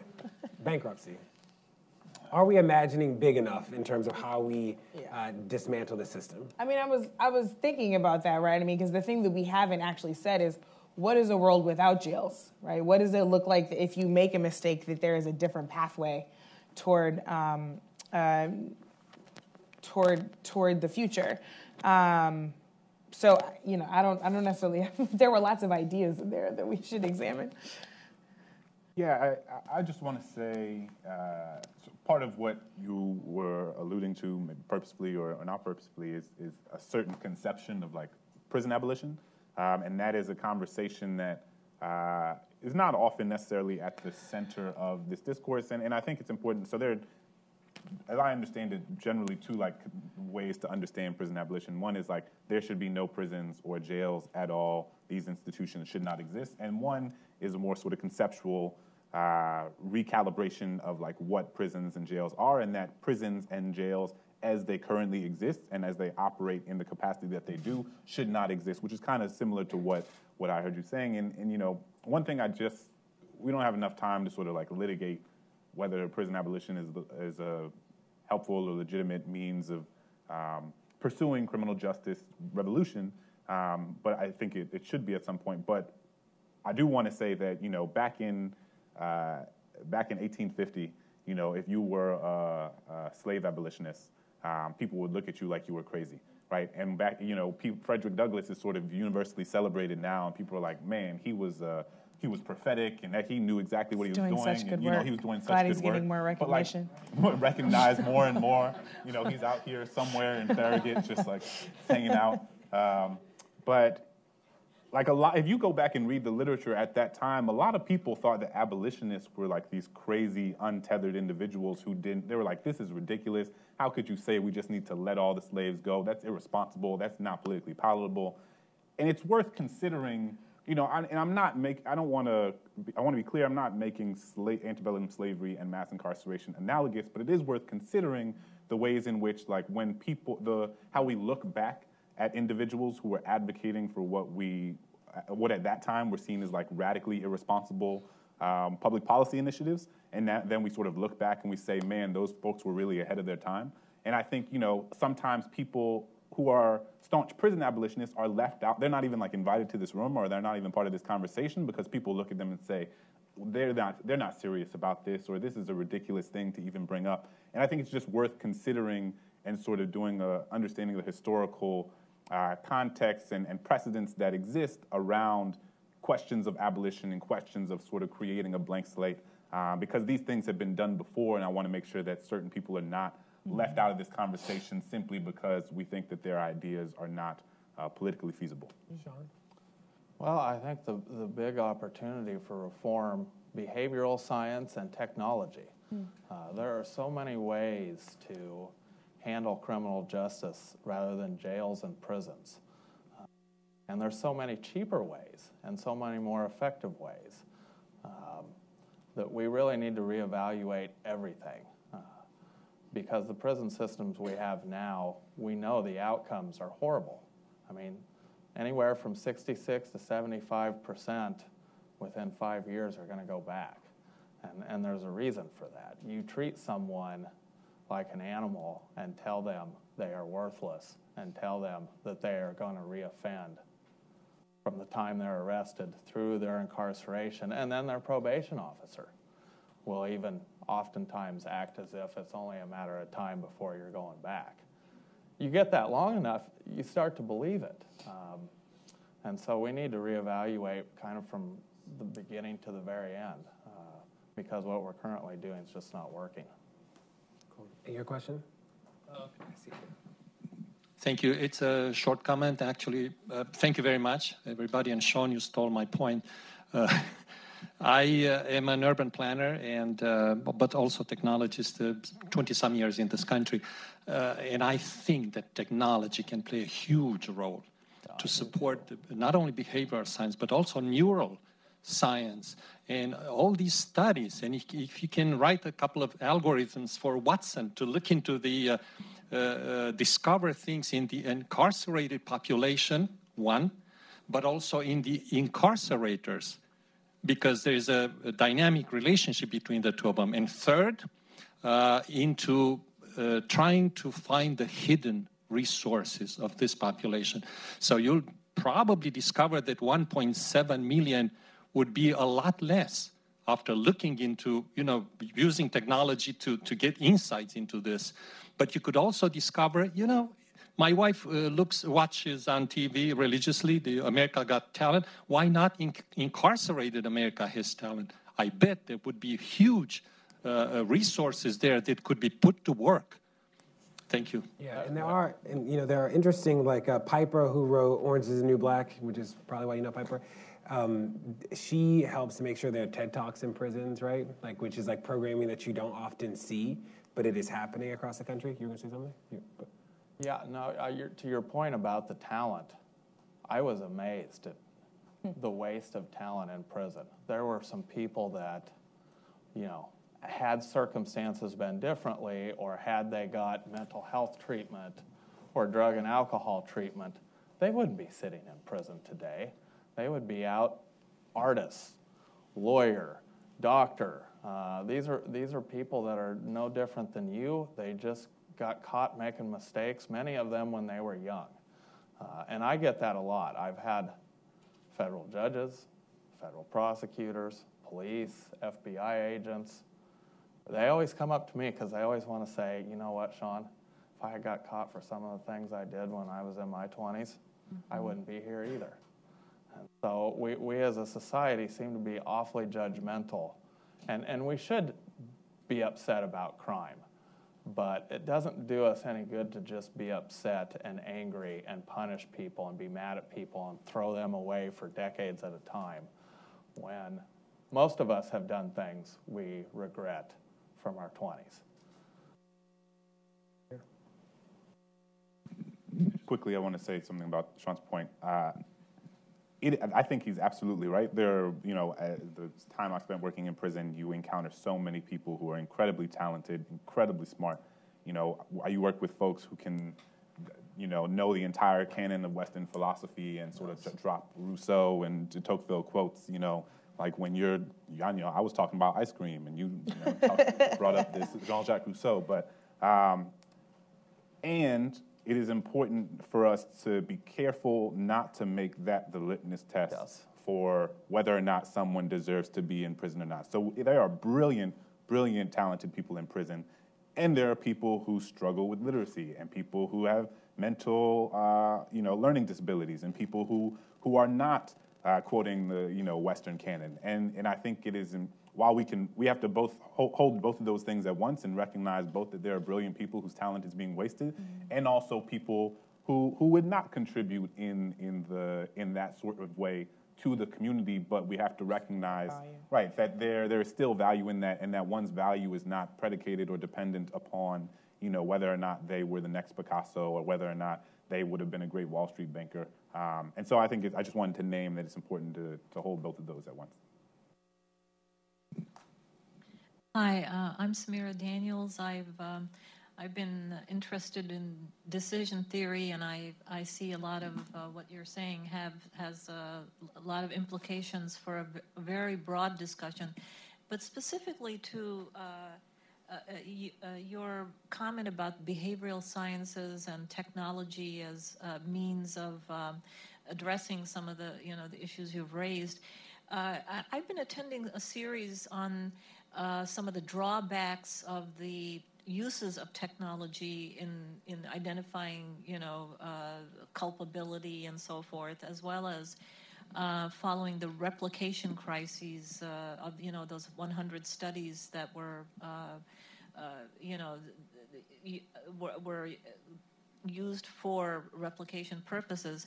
And I'm wondering whether you wouldn't have some caution about the uses of the findings in behavioral sciences, because there's a broader problem of the statistics that are used, the measurements used towards these findings. And I think that I'm a little bit worried because in even the neurosciences, the finding is that they're very sketchy and many findings are false, actually. So I just wanted to know what exactly you were driving there. Yeah, so you're talking more about predicting behavior of individual defendants using technology. That's not something I actually have thought about in great deal, and it troubles me that judges and prosecutors are using that. The behavioral science I'm talking about is even more basic than that. We know young men, 18 to 25, are the primary causes of violent crimes. We know they age out. We have the statistics. The statistics are undeniable that by the time they hit 35, 45, 55, the chance of them committing new crimes is not very great. We also know that behavioral science, to deter someone, you'll hear a lot about, especially from Jeff Sessions, the Attorney General, we need long sentences to deter people. I'm going to sentence you to a long sentence because then it's going to deter everyone else. Deterrence only works if you know about it. And let's think about the types of people that commit crimes: drug addiction, alcohol addiction, mental health illness, impulse control issues, and young and immature, or all 5 of those in one case. These are not the people that weigh out the consequences of a long sentence. But even if they were, let me just assume that the person that has serious mental illness and is selling drugs on the corner is going to think about that day what the punishment would be before they commit the crime. They'd have to find one of 5,000 federal statutes to find the mandatory minimum and maximum punishment. Then they'd have to go to a 500-page guideline manual that, by the way, judges and lawyers misapply every day in federal court. To think that that actually happens is ludicrous. And so we know what deters people, the thought of getting caught. And you would think that everyone could get on board with, we want more policemen catching people doing crimes because that deters people, and we want less incarceration because long sentences, people don't know the punishment that they're going to face. And in 11 years, I never met one person, not one person, who knew the amount of punishment they were going to face for committing a federal felony. And so that's the behavioral science I'm talking about, where we know how human beings behave and react, and yet our criminal justice policies are in opposition to that, and then we wonder why they don't work so well. And it is important to remember to call out the way that science has been used to pathologize people of color, minorities for centuries, right? That like black people were born to be criminals just 100 years ago, and like now, we move past that in the science. So that is real. There is predictive data that is a real problem. So you think about like risk assessment. So like Khalif Browder is an interesting example, because if New York City had done what DC has done by getting rid of bail, they would have essentially replaced it with a risk assessment, and Khalif would have still been in jail. So like, that is not helpful. And you see some risk assessments ask questions like, has anybody in your family ever been incarcerated? And you're like, well, that is, okay. Or like, do you live in a high crime neighborhood? You're like, well, that's a lot of people. So those things are like real problems, and we need to make sure that we're mindful of that. I will say, from visiting jails and prisons, is that they do collect a ton of data that we're not actually using for anything. Like, I think about just the amount of data that prisons and jails collect at the intake process, like the day you get booked. The reality is that whatever is happening with you the day, like whatever attributes you have, like you probably had them the day before you got booked, right? Mm-hmm. And we should be able to figure out like how to intervene in some of these cases a little bit earlier in ways that like I'm not sure that like the system is like set up to do right now, and there's also like shockingly little data about bail. So like it's hard across the country to backtrack we can't look at like how a judge makes decisions around bail. It's just like really hard to find the data of like what did a defense attorney ask for, what did a prosecutor ask for, and what did a judge set. Like the data is like just not easy to find. So there are ways that we can like use technology and data to be more creative and thoughtful and precise with our solutions. Really, this time the last question is back there. I messed up on the time earlier, but this is the real last question. Thank you for this panel. My name is Joe Hong. I write for a higher ed magazine called Diverse, covering race and equity. And I was just wondering if you could speak to the relationship between higher ed and criminal justice reform and some of the concrete steps that colleges and universities can take to contribute to reform. Yeah, I deal with that issue a lot because everyone asks, well, Sean, what was the big thing when you got out that made a difference? And post-secondary education is the great equalizer. The more a prisoner gets out, the more education he receives, the better off he's going to be, just like everyone else. But it's even more important for prisoners because going into universities is a really good community for them to get back on their feet. It's very supportive. And so I encourage a lot of universities to think more about their admissions process. And, I am advising a whole lot of people with felony convictions that are on their way to currently in or recently graduated law school because we need more of that perspective in the legal profession. And so it's hugely important. I worked with this place in Seattle called the Post-Prison Education Project. And Seattle's recidivism rate was about 55%. But for the people that went through this program, and this program basically just got donations and distributed that to people coming out of prison. Everything from a bus ticket to college tuition. They had people that they were funding in law school, they had someone in culinary arts, and they had someone in a welding school. That program, the recidivism rate, 2%. 2%. So post-secondary education is the great equalizer for prisoners to come out. It gives them legitimacy in the eyes of the public.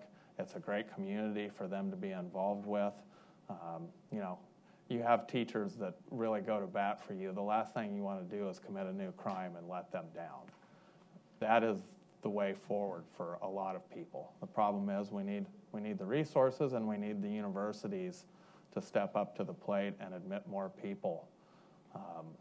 And there are places that are doing that. The University of Washington, where I went to law school, now is much like ban the box. They don't ask the question about your criminal history. And that, again, that's the way forward for a lot of people. I would add, in a practical sense, partnerships, especially with alternative K through essentially 12 programs. So a friend of mine ran a set of alternative schools for young women, and she had come from a more traditional K through 12 background like I did. And what she said was she wasn't prepared for how many young women have the will to stay, but engaging in traditional education was not an option for them because it meant that they couldn't go earn money, right? And so if I can't go earn money in these traditional ways, right, then the temptation is to go back and earn money in ways that I know aren't good for me, or hook back up with people who can earn me money in those kind of ways. And so there are, so what she started to do essentially was she recognized that she needed to give those young women the opportunity to be able to work and go to school in a way that happened much more rapidly than their counterparts. So, and she tried to discourage them from for-profit universities and other folks that end up preying on those kind of students for obvious reasons. But it was hard for her to find institutions of higher education that were willing to put in the resources, the time and talent to actually actualize that kind of partnership. But that's exactly what her young folks needed. They needed to be able to get those college credits, to get that advanced training, to be able to do that simultaneous with working a job, but also be able to turn that into further job and career opportunities for their families. And so I think that those kind of really practical partnerships are things that we need to see much more of. Yeah, and I'll just say that, so when I was in Massachusetts, I was working with the Boston University Prison Project, and so that is one of the few remaining universities that, certainly in Massachusetts, but really across the country, that offer BAs and associate degrees to those who are incarcerated. There were a lot more programs that were doing that before the 1994 crime bill, which sort of decimated the educational infrastructure within prisons. And the idea was that, was propagated is, why should these felons and these convicts have access to college? We shouldn't be paying for them to go to school. And despite, again, all of the evidence that demonstrated that education was one of the most effective means, the Rand Corporation did this huge study in 2013 that showed that you're 43% less likely to end up back in prison if you've participated in educational opportunities while incarcerated. You're 13% more likely to get a job after, and that number is kind of skewed because it would be a lot higher if there weren't such profound job discrimination on the workforce, as we've kind of talked about and as Diva Pager talks about in her work, The Mark of a Criminal Record. But it's difficult to overstate the extent to which the 94 crime bill really just decimated the entire landscape of education, and so many of the universities that were putting professors in a lot of these institutions simply didn't, or they claim they didn't have the resources anymore. There wasn't the same sort of federal or state level incentives for them to operate in these prisons, and so there are far less opportunities for prisoners to have access to college classes, master's classes, PhD classes, in a way that had existed before then. So part of what has to happen, the Obama administration toward the end of his second term had started a pilot program around Pell Grants in prisons that we are unlikely to see continued under our current administration. These are things that, when people are considering voting and elections, these are so much of what we talked about are small examples of what the consequences are of certain people being in office, and I think sometimes people don't consider the totality of the landscape of executive power that exists when we're thinking about who to vote for, who not to vote for, or what's the same or what's different. I can just say in prisons, that is something that is felt very deeply. Especially people who have been in there for a while, they can tell you what prisons felt like before Pell Grants were stripped away, and how it feels like a very different atmosphere in many of these prisons after. And before we go, Clint, a lot of people have talked about ban the box, and ban the box being a really progressive thing and a really important thing. The research, actually, the latest research complicates that a little bit, so I want people to hear that before we end.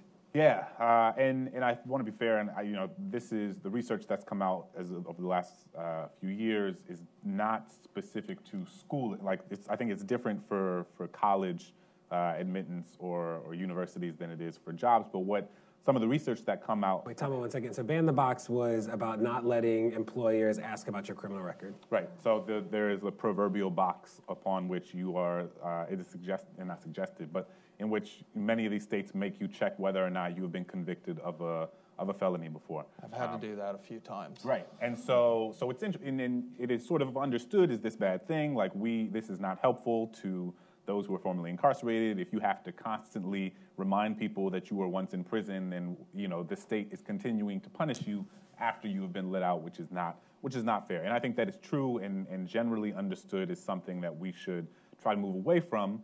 What complicates it a bit is that some of the research that's been done as of late has suggested that in places where the box is removed, employers will simply assume that the black men, this was a specific study on black men, that the black men coming into, since they can't tell whether or not somebody is a formerly incarcerated person or not, since they didn't know, they would just begin to assume that more of the black men who were coming in applying for jobs were formerly incarcerated, since they couldn't, because they had to make, in their mind, a judgment call. Well, since I don't know, I have to try and figure out if you are a former felon or if you're not. And more often than not, they would make, or at a higher, they would make that decision at a higher rate than they were previously. And so what would happen is that the study said that the likelihood of people who were formerly incarcerated getting a job once the box was removed had gone up a bit, right, which is the ostensible goal. But the opportunities for black men who weren't incarcerated or hadn't been incarcerated before went down in a way that that made it so that black men generally were less likely to get jobs than they were before the box was banned, right? So I think that it's important for us. There are not a lot of neat easy solutions to this work, and I think it's important for us to like reject or question things that look as if they are easy or look as if it's like this sort of like easy universal solution. And that's not, I want to be clear, I'm not saying that we should completely forget about ban the box. I think there's more social science and research that needs to be done across different contexts, but I think that this is an important study that helps us sort of complicate what this means, and goes back to what I was saying before, that a lot of the state has a lot of responsibility, but a lot of this is going to be happening in like the private individual decisions that people make every day with their small businesses, with their organizations, with their corporations, and the box will only go so far to remove biases from people. Yeah, I don't think the box would have helped me. Well, just think about it. I don't check the box, but then when it comes resume time, there's a 10-year resume gap on mine that I would not have been able to explain other than to tell them what happened. And so, yeah, I think ban the box is important, but we sometimes pat ourselves on the back too quickly when we pass a bill, when instead maybe what we should be doing is just convincing businesses that, listen, we want you to affirmatively hire people with felony convictions and get them to agree to do that, and we would probably have better and more successful outcomes if we could. Got it. Sean, Clint, Brittany, thank you so much for being on the panel. Give a round of applause. Thank you for being here today, and we'll see you at the Brookings again soon.